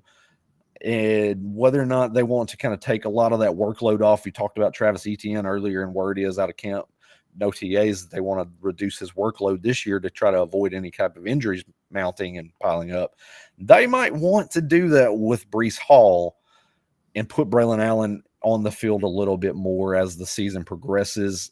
So for me, that's the only way I'm going to look at a Braylon Allen. But you mentioned draft capital wise towards the end of that draft, he's kind of a guy that's a handcuff that you can get. And if something were to happen to a Breece Hall, you have that secondary option there that could really bleed into being I won't call it a league winner type, but gives you a running back that you've gotten for free in drafts that you now are utilizing in your starting lineup week in and week out. I will say this about Braylon Allen. I was super excited to see him as a Badgers fan his freshman year, 17 years old, and he's just pummeling linebackers in the Big Ten. It never should have happened. But it did. So then expectations go up, right? And then it just seemed like every year he didn't – it seemed like every year – and it's probably Wisconsin people watching that are going to fry me for this. He started playing smaller than he actually was. Yeah. And then he gets to that final year, and I don't hold this against him as much because it was a brand new offense, new head coach, new offensive coordinator, new everything. And to his credit, he caught a lot of passes his last year in Wisconsin. Yes. This is something we've seen before, like James White, Melvin Gordon. They always, can these guys catch Jonathan Taylor? Can these guys catch passes? And I don't know if Wisconsin goes out of their way to do this, but it always seems like their last year in Madison, these guys end up catching a lot more passes before they go to the NFL. But regarding Braylon Allen and how he makes it in the NFL, I used to think he was a special player. I don't necessarily think he's a special player anymore, but I don't think he has to be. I think if that Jets offensive line's improved, and I think if Breece Hall were to ever go, I don't think you can really start him with any kind of confidence. No. And we're talking mostly with best ball, but let's just switch to redraft here for a second. I don't think you can ever start him with any kind of confidence while Hall is healthy. However, if Hall is out, I think he's capable enough to be a top 15 running back for you that week. I think he could get into the end zone. I think he's big enough to handle those goal line carries. I think he's big enough. He's not the type of, like these old running backs where it's like you need 1 yard, he'll get you 3. You need 3 yards, he'll get you 3. You need 7 yards, he'll get you 3. He's not that type of guy, right? Like there's still some talent there. But I will tell you, I'm much less excited about Braylon Allen's professional career than I was 3 years ago when I saw him as a freshman. He could prove me wrong. There's plenty of these guys that, were kind of underwhelming in college that crushed it in the pros. And I'm certainly hoping for that, given I took him in a few dynasty leagues too as well. So that's where I stand on Braylon Allen. That's where you stand on Braylon Allen. We have to move on to our next segment. We're going to talk about draft targets and fades. We're going to talk about these injuries to Kyren Williams and Michael Pittman and OTAs, how they should be affecting how you're drafting them right now. We'll talk about the recovery from an injury from Joe Burrow, Kyle Pitts in the new offense as well. We'll probably get into some Jonathan Brooks, and I want to talk with you about Christian Watson as well, if time allows. Hopefully it will. We got much more for you on the Better Sports Network. You're watching the High Stakes Fantasy Football Show. Brandon Murchison from RotoBaller. I'm Eric Balkman from the FFPC. Don't go anywhere. Is Dynasty. And the place to play is myffpc.com. Go to myffpc, Use promo code COOP. They'll give you $25 when you deposit $35 or more. Now is the time to get in there and get set up with a startup draft. Now is the time, now that the rookies and everyone are set, because you can go in and you can start the draft and, you draft your Justin Jeffersons and Jamar Chases. And now that we know where the rookies are and where they're landing, you get going on that. So you want to try and set a startup draft for this week coming up if you're not involved yet. So go get involved. Use the QR code here or use the promo code that's in the link in the description here and get yourself going on Dynasty so you can really enjoy these players and draft the players you believe in. If you like Michael Penix Jr., you got to play Dynasty because you got to wait for him, but the payoff is big. And same with like Pearsall and Jackson Smith and Jigba and all these guys. Get in and do that. And I'll tell you what, the orphan leagues over there that we've been talking about, those all got bought up. They're actually all sold. People from this show I know took over a bunch of them. So right now, startups is the way to go. That's the way to rock and roll. It is startup season. Startup season and rookie draft season. That's what's up. Get set up at myffpc.com. Use promo code COOP. They'll give you $25 when you deposit $35 or more and give you a leg up. No dealing with chasing around your friends and making them pay dues and having your buddy be like, oh, dude, I got to quit the league because I got a dog and I can't pay attention no more and I don't want to do trades. Forget all that. You can play online, MyFFPC, high stakes, low stakes, whatever you want to do with experts. And if somebody leaves the league, it goes in that orphan pool and somebody picks it up. The league has never been disbanded on FFPC.com. That's directly from Eric Balkman over there has told me that. So that's what's up.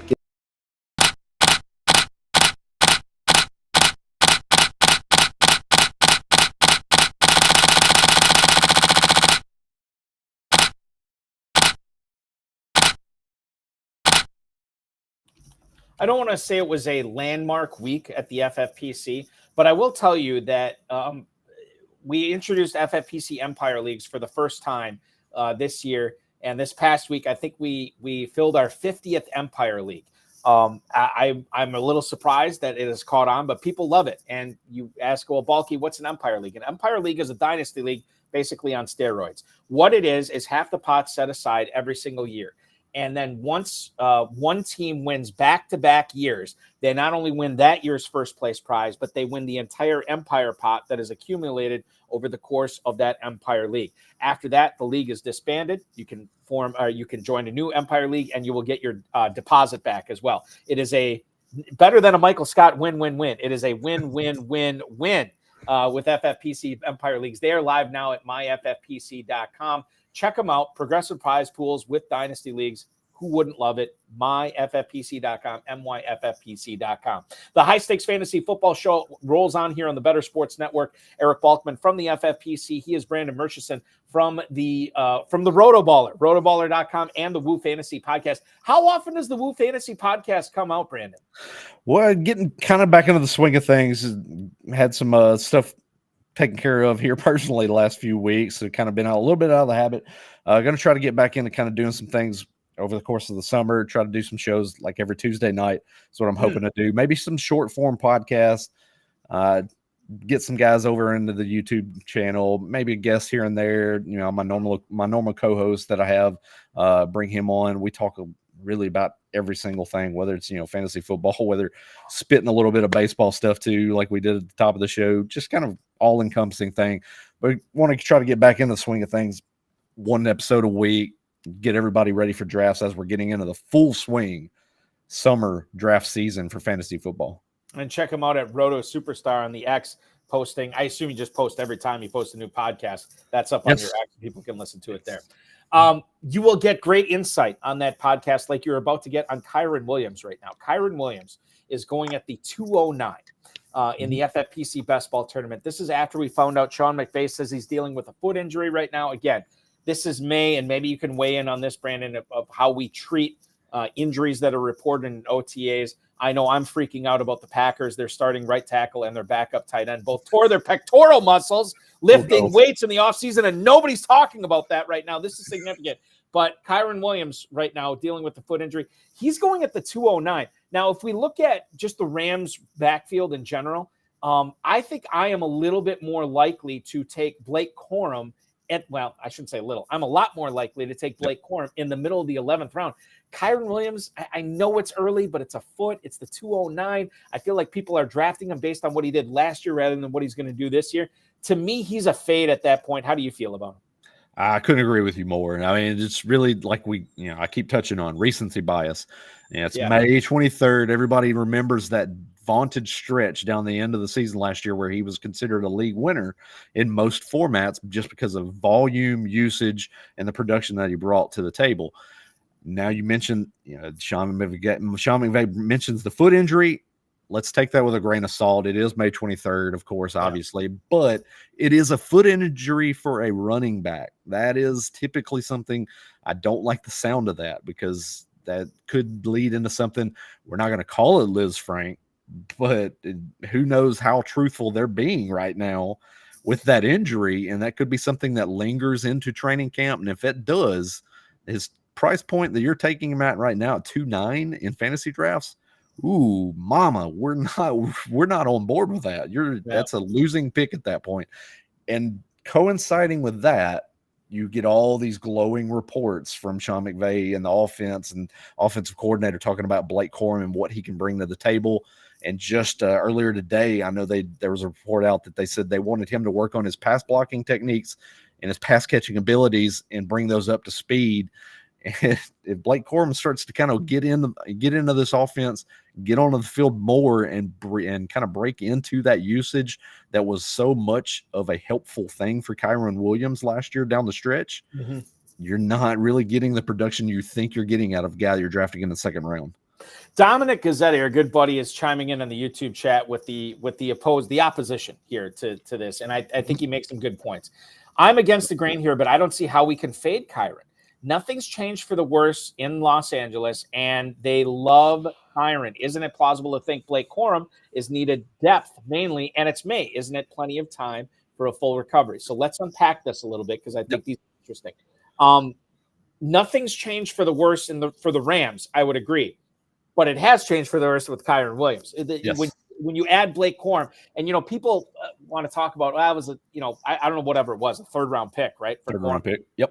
So it's a third round or whatever. Well, there's a pretty decent history of second and third round running backs hitting at a, I don't want to say a high rate, but at a substantial rate in their rookie years. So that's red flag number one. So I think that changes for Williams.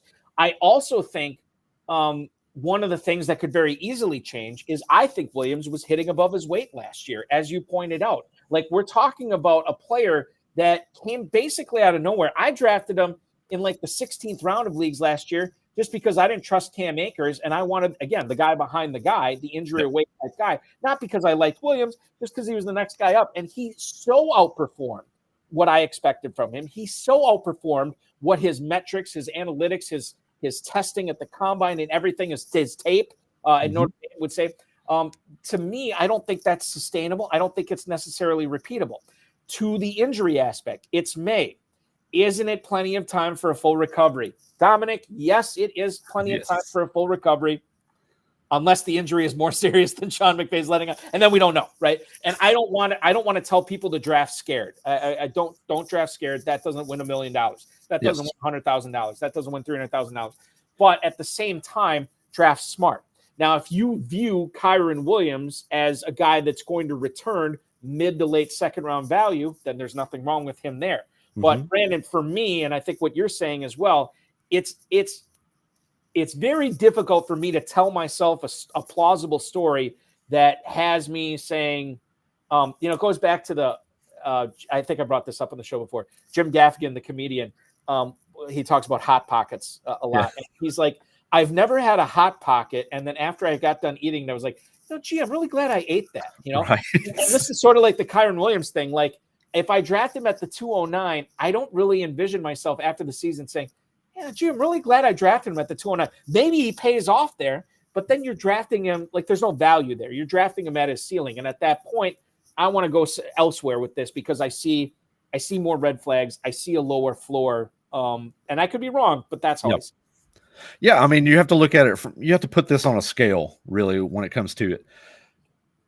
drafting him at this position, he has to essentially repeat his production from last year in 2024 to pay off that ADP that you're paying the price for right now. Can he do that while also staying on the field, not getting banged up, not missing time? He's already nursing a foot injury, so we've got that in play. But then you put on the scale the comparisons between he and Blake Corum. Blake Corum has the higher draft capital. Team's probably going to be more adept, want him on the field because they paid a little bit more of a heftier price for him in the draft. And Blake Corum also is the better player when it comes to skill set and upside from a production standpoint. I like Blake Corum more than you like Kyren Williams. Kyren Williams was a guy that tested horribly at the combine coming in the NFL and really kind of dinged his status. And we saw it last year. His production really came from the standpoint of volume. And he has to maintain that volume to pay off that price from a production standpoint, while also having a rookie who might be more talented than he is breathing down his neck. And for me, injury to his foot right now, I'm not even worried about that. I'm not even really discussing that. I'm just looking at it from the standpoint of, can he withhold the rookie from taking valuable opportunities away from him throughout the season and down the stretch when you need him the most? I think the other thing I'll bring up, and we'll cap the Kyren Williams conversation on this. I play in a private Dynasty league with several other high-stakes FFPC Dynasty players. And again, this is Dynasty. It's not redraft. But I have Kyren Williams in that league. And even towards the end of last season, because my team was going nowhere, I tried to punt on him and get what I could. Couldn't get anything for Kyren Williams. Like, there's not a whole lot of people that I know who have been successful fantasy players that are believing in Kyren Williams this year. Yeah. The fact that his ADP is that high, obviously there are people who believe in him, but it's not me. It's not Brandon. We're moving on. Michael Pittman, let's talk about him. Shane Steichen talked about this, according to James Boyd on X, that his knee injury should be fine. He collided with Jaylen Jones, the cornerback, in OTAs. Apparently Pittman went down pretty hard. Steichen was not overly concerned, but I mean, he's a coach. He's trained to have a poker face on at this point. Pittman had a huge season last year with Gardner Minshew as his quarterback after Anthony Richardson went down. The Cowboys did add Adonai Mitchell. They still have Josh Downs. I don't view either of these guys as big-time threats for Michael Pittman's fantasy output this year. What I do view as probably the biggest threat is a healthy Anthony Richardson all season, because if Anthony Richardson is healthy, this is a guy that has a nose for the end zone. This is a guy that has a really significant pair of legs that can chew up a lot of yardage. Gardner Minshew didn't have that last year, and now Pittman's going at the 309. Is he a target or a fade for you at this point? And you can incorporate the injury if you think it's worth talking about. Injury, I'm not really too concerned about. Just kind of, bumps and bruises that kind of happen in training camp or OTAs, things like that. But so kind of going back to the previous point from in the chat, he has plenty of time to recover. Mm-hmm. So, but when it comes to his price right now, 3.9, Michael Pittman, he's a guy that I've currently got ranked wide receiver 15. So based on how drafts are kind of unfolding, I think that's around about the point in a draft where you're going to look at a guy like Michael Pittman. So from a price standpoint, ADP wise, I think that's appropriate. So depending on the build of your roster and how you want to shake out things early on in the draft, I think that's a good point to grab a guy like Michael Pittman. The biggest cause for concern, like you mentioned too, is just the splits. The splits with that small sample size with Anthony Richardson compared to, YOLO ball Gardner Minshew last year towards the end of the years, where they were, Gardner's just out there chucking that ball all over the field. And that's where we saw a lot of target accumulation for a guy like Michael Pittman. Can he do that with Anthony Richardson? Full off season, learning the system, really kind of acclimating into the NFL. I think we talked about Richardson earlier. I think there's going to be that step forward and a progression for Pittman and Richardson here in the second year with Richardson in the Colts offense. Do I believe he's going to have that upside as far as a target and reception standpoint type of guy? Not as much, but I think the touchdown potential can be there, because I think this Colts offense is going to be a team that's going to get down there in scoring position quite often. So that potential from a touchdown standpoint, I think, is going to be there for Pittman, in which he can pay off that ADP at 309 right now. Think about the the NFC South and how it used to be so wide open with the offenses with Carolina, Atlanta, New Orleans, Tampa Bay over the past few years. I wonder if the AFC South is like going to be that this year, because you have the Colts where they invested into Mitchell, right? You have the Texans, obviously Stroud flying high, and then they go ahead and get Stephon Diggs. You still have the Jaguars who, they lost a couple pieces, but they did bring in a first-round pick in Brian Thomas. They did bring in Gabe Davis. And, of course, the Titans who let go of Henry and now have loaded up with Ridley. And they've loaded up with – and they still got Burks and Hopkins and one other guy. Oh, Tyler Boyd. They added as well. And Tony Pollard, the pass guy. That could be a very interesting division. We talk about, like, schedules and drafting, based on Week 17 and so on and so forth. Like, that's an interesting division to watch as well. Brandon, I do this show every week with a different co-host every week. Yeah. And try to hit on different players every week because we do have a lot of the same audience coming back and watching every week. Yeah. So I need to talk about different players. There's one player that I don't think really applies to not being, not talking about him for a week. I want to talk about him every single week, and it's Kyle Pitts in Atlanta. Kyle, because this is a tight end premium format, is like, even if this wasn't tight end premium with the FFPC that we're talking on the show, he would be incredibly compelling just on his physical tools and what he was able to do his rookie year. And every single year, somebody usually has a strong opinion on Pitts. It's very rare that somebody comes on the show and is like, yeah, I don't know. He could be good. Who knows with him? A lot of people are like, yeah, he's going to be God's gift to fantasy football this year. Or this guy is the biggest waste of space. You cannot draft him. And so I wanted to talk about him this year. Again, a polarizing player going at the 311 in the FFPC Best Ball Tournament. New quarterback this year, new offense, no Arthur Smith. You would think things are pointing up that Falcons exercised his fifth-year option as well. You would think things are pointing up, but oftentimes in Kyle Pitts' career, when it seems like everything is pointing up, that's when the big letdown comes. I don't know. Where do you stand on him? Is he a draft or a fade for you? Fade, excuse me. For me, he's going to be a draft, and he's definitely a guy that I'm going to target this year because I think, tight end premium type of drafts, obviously you're going to pick him up a little bit earlier. The 311 is, appropriately priced, I think, for where he's going to be kind of selected in a lot of these drafts as we move through the summer. For me, and I even put it out, I put this out on X the other day, the biggest key for him, obviously, is going to be the pickup in quarterback plays, the change in quarterback play.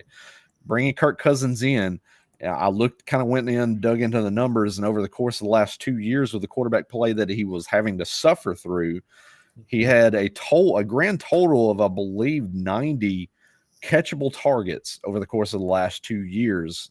Kyle Pitts had with Atlanta. That's incredible. That is incredible. Combined, but then last year alone, TJ Hawkinson had 99 catchable targets from Kirk Cousins. That. If you give Kyle Pitts 90 to 95 catchable targets, you're looking at a guy that's going to be in that 75 to 80 type, catch season. Mm-hmm. But the biggest thing is he's going to produce. He's going to score. Kirk Cousins brings a whole nother facet to this offense that, just from a consistency standpoint, 3 and outs are going to kind of be out off the table to a degree. Bijan Robinson is going to take a lot of that pressure off of the passing attack. Much better than what we've been accustomed to and what we as fantasy managers have had to suffer through during the Arthur Smith era. I think now Pitts, to me, I think is a guy that's going to finally bring back that hope of a tight end, top 5 tight end that we thought we were getting when he came into the NFL. This is the year that you're going to want to draft Kyle Pitts. Jimmy Williams chiming in. He's with you. I'm in on Pitts too. Cousins, as you stated, has no problem throwing to the tight end. This is the year of Kyle Pitts. Acquire him in Dynasty. Do whatever you can to grab him on your teams because I think this could be a big-time year for him. Jonathan Brooks, again, another rookie I want to center on, going at the 708 in the FFPC Best Ball Tournament, not facing a ton. Okay, this is weird. He's facing a ton of competition, but not a ton of competition in Carolina, right? There's a lot of bodies there, but nobody is like, oh my God, how's he going to beat out Hubbard? How is he going to beat out Rashad Penny or whatever? Nobody's saying that right now. So Jonathan Brooks at the 708. And the other wrinkle we need to throw into this too, I don't know how you feel about him tearing the ACL in November, how healthy he's going to be. To me, he strikes me as a player that is going to be huge in 2025. 2024, I'm not sure when we're talking about a mid-7th round pick. Is he a target or a fade for you? Well, for me, he would be a target, and I think he's going to be good to go come training camp. And the reason being is, and I talked about it a lot through the offseason, the Cowboys were slated to take him in the NFL draft in the 2nd round. That was the easy money. A lot of the betting markets were on, the Cowboys taking Jonathan Brooks at 56, but then the Carolina Panthers shock us all and take him earlier in the 2nd round. But a lot of the behind-the-scenes stuff is that the Cowboys team doctor was the guy that did the surgery on Jonathan Brooks for that ACL surgery back in November. So they stayed with him and watched along through the process of the healing and the rehab, and they have firsthand knowledge of where he was at and how he was going to be ready to go. They were comfortable taking him in the 2nd round. So if the team doctors for Dallas were ready to take him and felt like he was going to be available and ready and not have any setbacks whatsoever, then I believe the Carolina Panthers are going to be in good shape with him. The biggest thing with Jonathan Brooks in this offense is the Dave Canales angle. And Dave Canales, we saw last year, got the most out of Rachaad White with Tampa Bay. He's done that in the past, especially from a quarterback standpoint as well. So I think that you're going to see an uptick in this Carolina Panthers offense. They're going to be a little bit more efficient. And for Jonathan Brooks, a guy that can do it all, catch passes out of the backfield, is an outstanding runner. We've seen that as well. I think he's a guy that you're going to want to draft, and you can get him at an appropriate price right now too. With regards to with Brooks, okay, how much do you compare the Javonte Williams ACL and the Jonathan Brooks ACL, right? Because Williams was a guy that we heard really good things about, and this obviously was his rookie season. This was after his rookie season. We heard really good things about, and he was doing everything. He was ready. He played, but he kind of underwhelmed a little bit. How much of it sounds like that concern for you with Brooks is much more minimal, right? Definitely, yeah, because I think we saw multiple ligaments injured with Javonte Williams, where with Jonathan Brooks, it was kind of just a simple clean tear with the ACL, a little bit quicker, a little bit easier to kind of come back from. And that alone, I think he's going to be more sped up through the process as far as being ready to go. And like you mentioned, just the competition alone, there's just not much there. They'll ease him in. So you'll want to, if you do draft him, kind of temper your expectations early on in the season, kind of similar to what we saw with Breece Hall last year. I'm not saying he's going to produce Breece Hall numbers by the end of 2024, but we saw the Jets kind of ease Breece Hall in. Yeah, he wasn't really worked in too much early on in the season, but when it came time to really kind of take the shackles off, so to speak, Breece Hall's on the field, demanded the touches in that backfield, and I think that's what you're going to see with Brooks, especially in crunch time when fantasy managers are going to need that the most as you're trying to push for a playoff chance, title contention. Brooks is going to be a guy that's going to be there for you towards the end of the year. The other thing I'm going to bring up here in regards to Christian Watson. So I'm in Northeast Wisconsin. I'll give you what I know about this. According to Packers.com, prior to this season, Christian Watson had already spent tens of thousands of dollars of his own money to try to figure out what his soft tissue injuries, were caused, what they were caused by. Now, the University of Wisconsin-Madison got a grant, or they're among one of the universities that got a grant, like a $4 million grant to study soft tissue injuries, stuff like this that Watson has been having among the elite athletes in the NFL. Christian Watson and then Eric Stokes, who was a first-round cornerback drafted out of LSU by the Packers a few years ago, both went down to Madison. They spent some time down there. Christian Watson's dad put out on X about a month and a half ago that the doctors did find something and that they're already treating it. They've got him on some sort of program. Watson spoke with reporters at OTAs, and apparently what they found was that his right hamstring, or his right leg, the muscles there, the hamstring there, was not as strong as his left leg, and it was putting his extra strain on his left leg. Because of this asymmetry, it was causing a lot of hamstring strains. Now, perfect symmetry in your leg muscles, and I know we're getting into the weeds on this one, and I do apologize. Perfect symmetry in your leg muscles, 0% either way is nearly impossible. However, the difference between the symmetry in Watson's leg muscles was about 20%. He wants to get it down to about 6%. He's already got it down in that 10% area. A lot of again, this is OTAs, but a lot of the Packers reporters were raving about the burst and how spry and how fast that Watson looked down the field. So that is the positive portion of the narrative with Watson. I still am a little bit gun shy on investing heavy on Watson. However, Brandon, because of his performance last year or lack thereof, he's pushed down in the early 9th round. If he continues this trajectory and everything is all warm and fuzzies coming out of Green Bay, I feel like he's going to get pushed up the draft board. And now is actually the time to draft Watson before he gets to the 8th round, before he gets to the 7th round. Is he a target or a fade for you again in the early 9th round? Yeah, I mean, him spending thousands of dollars in his own pocket to try to get to a determination about why his hamstring, how to fix his hamstrings, is like me spending thousands of dollars trying to figure out why I can't win it big in sports betting. So, so eventually I'm going to figure it out. I mean, you know, it's the same way with Christian Watson. I think we're looking at it in May, and yeah, he looks healthy now. That burst is there because he's absolutely healthy. He's not had to really put in too much work as we've got into, you know, early stages of OTAs, training camp. But from a price standpoint, I'll give you that. Price standpoint right now, ADP of wide receiver 44. You're getting him as a guy that's going to be on your bench, not have to worry about him starting right out of the gates. But once you come into the season, you're going to want to play him as a flex type of position player, because while he's on the field and healthy, he was the top targeted wide receiver for the Packers. He was the go-to guy for the Packers. So if he's healthy and he's on the field, I'll trust in him. But once he starts getting nicked up, banged up, then you want to kind of back off of the gas a little bit. He's the perfect type of player you want to draft and exploit in a trade when those numbers are there early in the season. I think that the thing for me, if you draft him in the 9th round, you have to almost assume like he is going to miss some time. Yes. Like he is not playing 17 games this year. And that's okay for the 9th round. Like, you know, that's okay, especially in a best ball format. Okay. Well, I'll live with him when he lives and I'll die with him when he dies. Like, that's okay, because you won't be dying much if you just soak a 9th round pick into Christian Watson. Okay. Moving on. Last thing I want to bring up, I know we're up against it. Antonio Gibson, 13th round right now.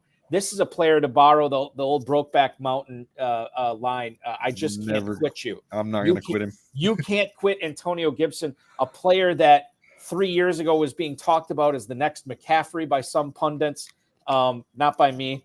And I'm proud to say that, not by me. There are still some receipts out there of people who said he was the next McCaffrey. Why can you not get away from Gibson? I'm sure his 13th round price tag has something to do with that. It will this year for sure. But Gibson's a guy, University of Memphis project. He's right down the road from me. I watched him play in school. So I've been on the Antonio. I called myself the conductor of the Antonio Gibson hype train coming out of college, because I was very high on him and what he could do coming into the NFL. Now he goes to Washington and essentially ruins his career there because they just didn't know how to utilize him correctly. And of course he got banged up a little bit here and there too. Change of scenery. He's in New England now. Change of scenery for New England as well. No longer with Bill Belichick at head coach. So let's see how this offense looks now with a fresh start and how things go there. They've already talked about and raved about what they can do with a player of Antonio Gibson's skill set from a creativity standpoint, lining him up outside wide as a wide receiver, creating packages in the backfield to just utilize his skill set as a receiver as well, not to mention his running back capabilities. So for me, that price tag at 13th round, you're going to get at him as a guy that could be your like RB5 in certain situations. And for me, I'm for it. Draft him all day long at that price point, just for the sheer upside alone that he teases us with constantly.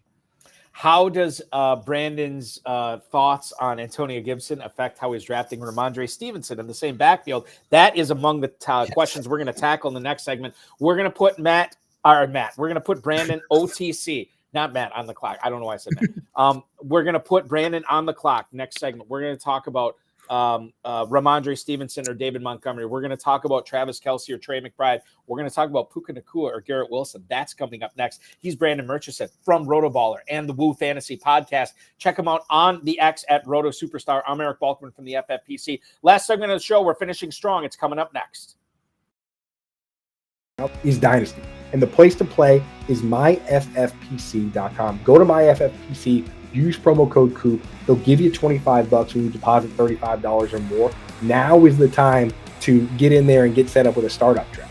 Now is the time, now that the rookies and everyone are set, because you can go in and you can start the draft and, you draft your Justin Jeffersons and Jamar Chases. And now that we know where the rookies are and where they're landing, you get going on that. So you want to try and set a startup draft for this week coming up if you're not involved yet. So go get involved.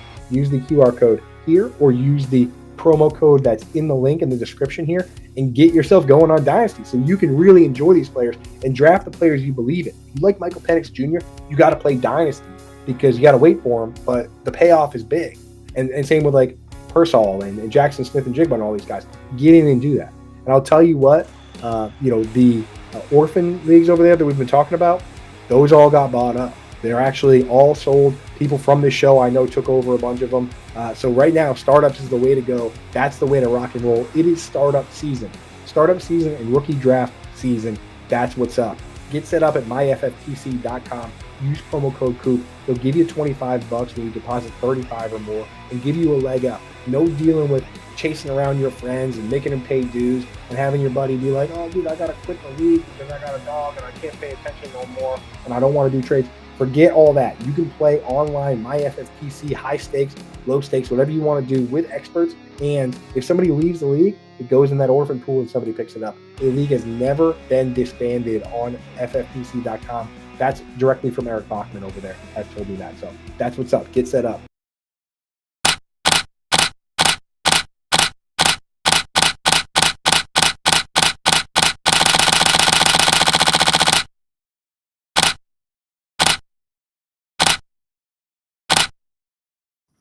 The final segment of the High Stakes Fantasy Football Hour for May 23rd, 2024 is underway. Eric Balkman from the FFPC. He is Brandon Murchison from RotoBaller.com, the Woo Fantasy Podcast, at Roto Superstar on the X. This is compelling stuff anytime we get to the Would You Rather portion of the show because I always pit two players that are going basically next to each other in FFPC drafts. And a lot of times the answer I get is, I don't know, like I could go either way on it. But sometimes you never know what kind of nerve we're going to hit on. And maybe you'll feel more strongly about one player than the other. And we'll lead it off with something that people are going to have to decide right away in the first round of their FFPC best ball drafts this year, Brandon. And that's Puka Nacua or Garrett Wilson. These guys are going, if you're at the 10 spot, on average, you'll have your pick between Nacua or Wilson. If you are dead set on taking one of these receivers at that point, who are you more likely to pick? I currently have Garrett Wilson ranked ahead of Puka Nacua. As much as I was a big proponent of Nacua last year, obviously it was price point dependent. Last year you were getting him for free or picking him off waivers. And Garrett Wilson last year was in this same spot, very much hyped with Aaron Rodgers coming into tow in New York. Now we're kind of repeating that situation. So it's essentially you're kind of getting a post-hype sleeper or post-hype hype guy with Garrett Wilson this year. So for me, I think that's what I'm going to go with. I like the upside of Wilson and what that potential is there with Aaron Rodgers this year in 2024, whereas Puka now has to contend with healthy Cooper Kupp, although he was the more targeted player between the two of them when they were on the field. How much of that had to play in with Cooper Kupp and his banged up injuries? That's something to kind of keep in mind. So for me, between those two, I'm going Garrett Wilson. Garrett Wilson is your pick there. It's interesting as we move on to tight ends here. This is probably the lowest I've seen Travis Kelce go in recent memory, and it's the highest I've seen Trey McBride go in his career.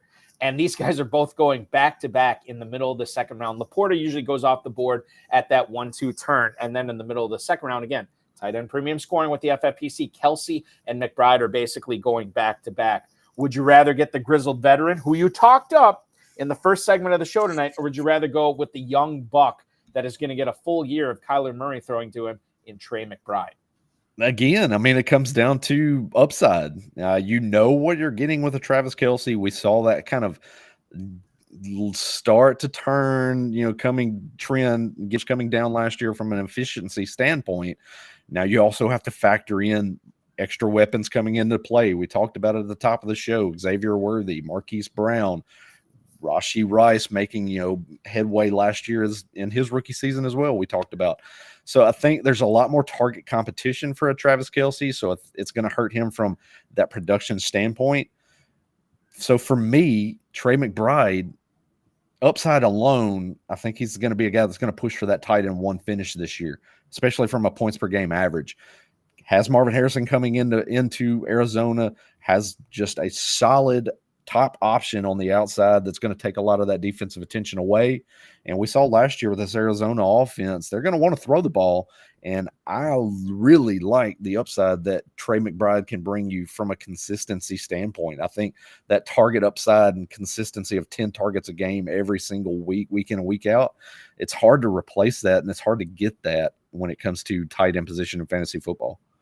Dave Nowitzki chiming in on YouTube. Kelce might have women problems. Now, I don't know if he meant woman problems, because if he's with Taylor Swift and he has women plural problems, yeah, you got a problem at that point. Because not only is that going to cause you stress because of your relationship, Taylor Swift is probably busy writing a song about you right now, and it's going to be a surprise album release. So yes. Tread lightly, Travis Kelce, in regards to that. Moving forward here, we touched on this a little bit in the first hour, I believe. When we were talking about Jaylen Wright, we were talking about the Jaguars offense. But Devon Achane and Travis Etienne are both going back-to-back at the 302 on average in the FFPC best ball tournament, Brandon. Mm-hmm. And with these two, I think we kind of talked about why we like the other Dolphins running backs other than Achane as far as draft capital goes.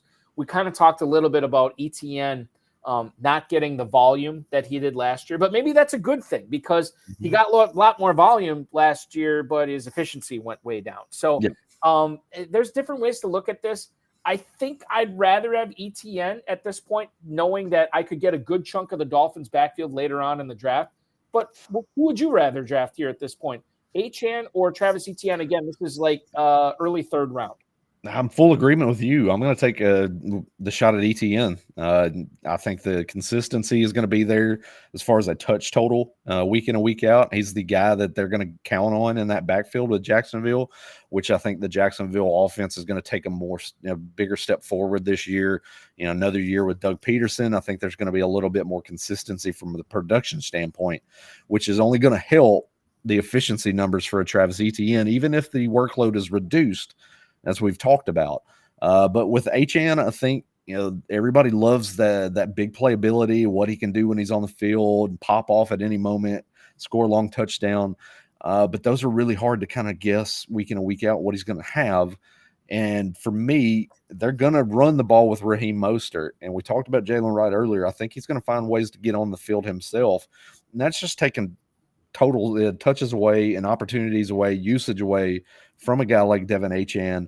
And for me, a three-headed monster, I'm just doing the math here, it's a lot harder to kind of work around than it is technically a one-headed monster in one backfield with ETN.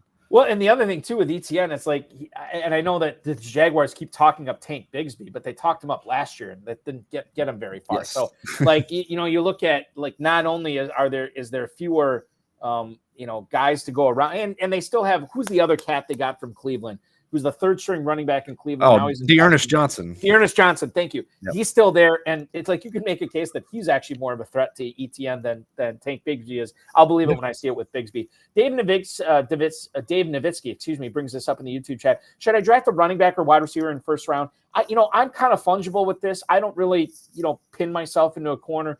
If I have the first overall pick this year, I'm probably taking I play in the KFFSC, Kentucky Fantasy Football State Championship, where you have to start three receivers in that format. And I know some people will take Lamb, some people take Tyreek Hill. I know Justin Jefferson's tumbled a little bit.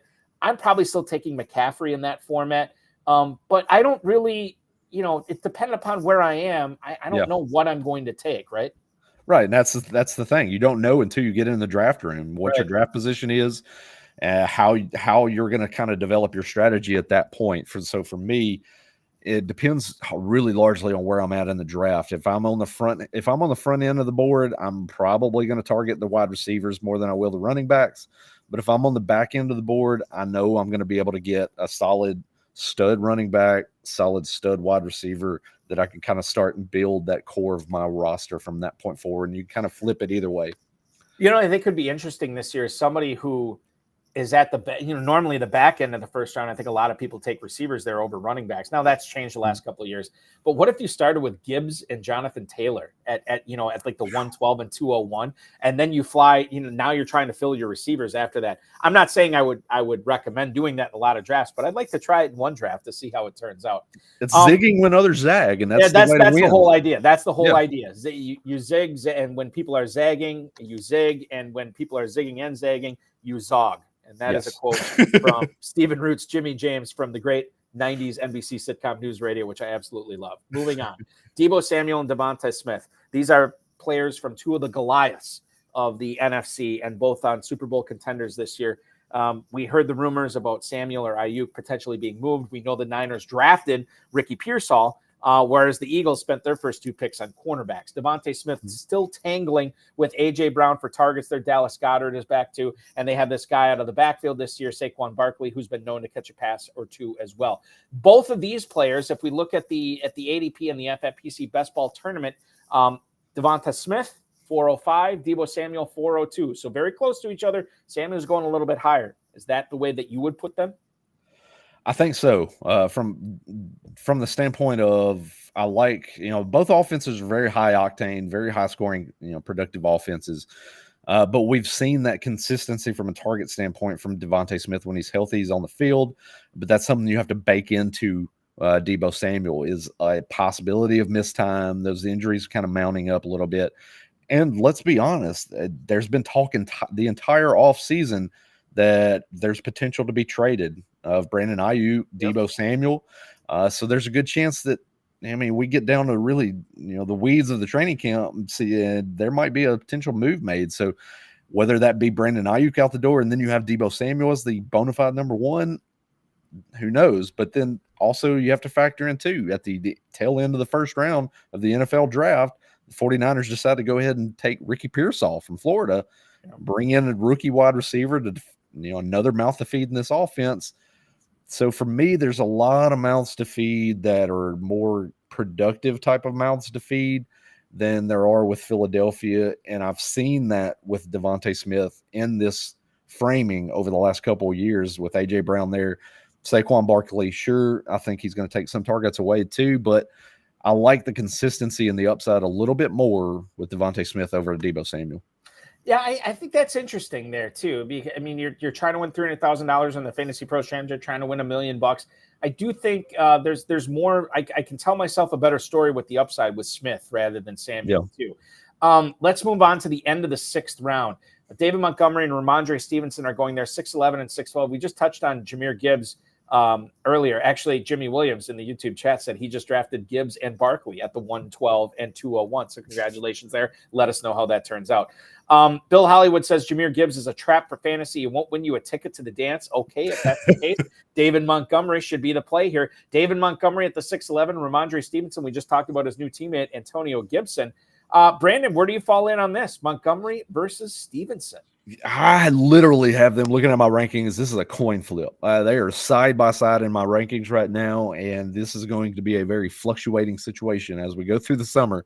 Foot to the flame right now, I would probably lean more Ramondre Stevenson. That's who I have one spot higher than David Montgomery currently.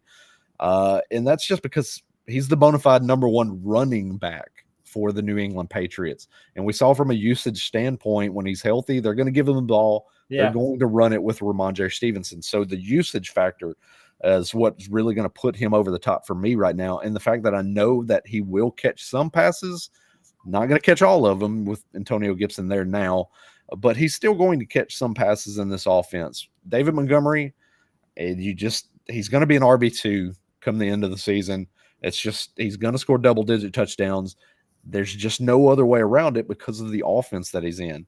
That offense, the Lions are going to really kind of run that 50-50 backfield with these two, and it's going to be a headache at times, but with Montgomery, you're still going to get some kind of a safer floor, I would say, but you're just not going to have the upside that Stevenson can kind of present on certain game situations. I think that's the interesting thing with Stevenson. I know he kind of underwhelmed last year, but I think he was playing hurt a good amount last year, and he was hurt a lot last year. And if that's the case, are we really going to penalize him 4 rounds or whatever it was just because of injuries? Maybe we should, maybe we shouldn't, but there is a buying opportunity there with Stevenson. 7th round, moving on there. Let's go to receivers, Chris Godwin and Jayden Reed. Now, Jayden Reed, to be fair, is going in the early 7th. Chris Godwin is more of a mid-7th round pick. However, we talked a little bit about Watson before. The Packers really have no number 1 receiver on that team. They got Wicks, they got Reed, they got Dobbs, they got Watson, they got the 2 tight ends, they got Josh Jacobs catching passes as well. There's a lot of different places that Jordan Love can go with the ball there. Now, Tampa, unless you're a Jalen McMillan fan, I mean, it's maybe Rashad White, it's maybe Cade Otton, and it's Evans, and it's Chris Godwin.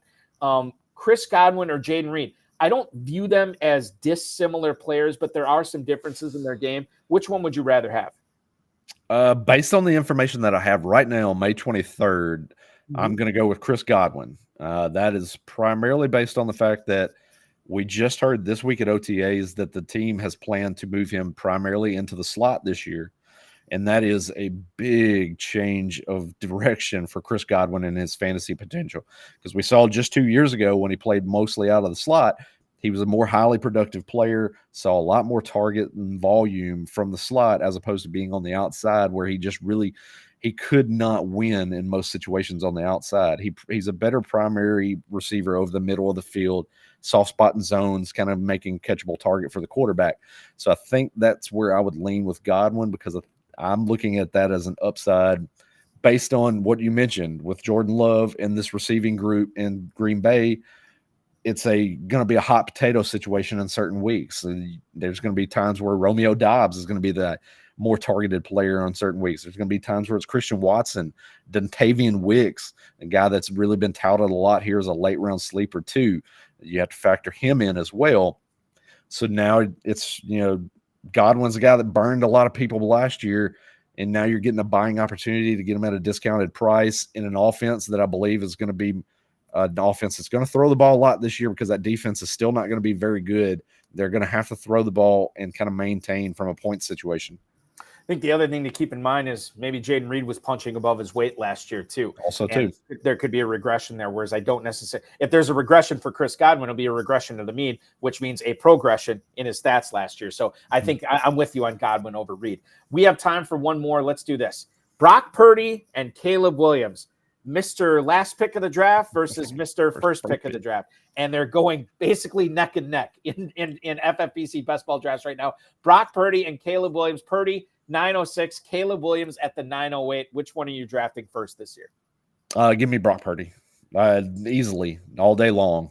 I've mentioned it kind of ad nauseum with Caleb Williams over the offseason. Once it was determined that he was going to be the Bears quarterback, it goes without saying, although they did bring in Keenan Allen, they did draft Roma Dunze, they've brought in DeAndre Swift, they've put talent all around him. It's still Chicago. It's still it's still a cold weather city that come November, December is the reason why there's never been a player on this team in team history to throw for more than 4,000 yards in a single season. And for him to go over Brock Purdy and outperform Brock Purdy, he would have to do just that. He would have to go 4,000 yards and push 30 touchdowns, and it's not something that I think he will do in his rookie season in Chicago, where I've seen Brock Purdy over the course of the last year look good and consistent with Kyle Shanahan and that offense. I'm with you. I'd rather have Purdy.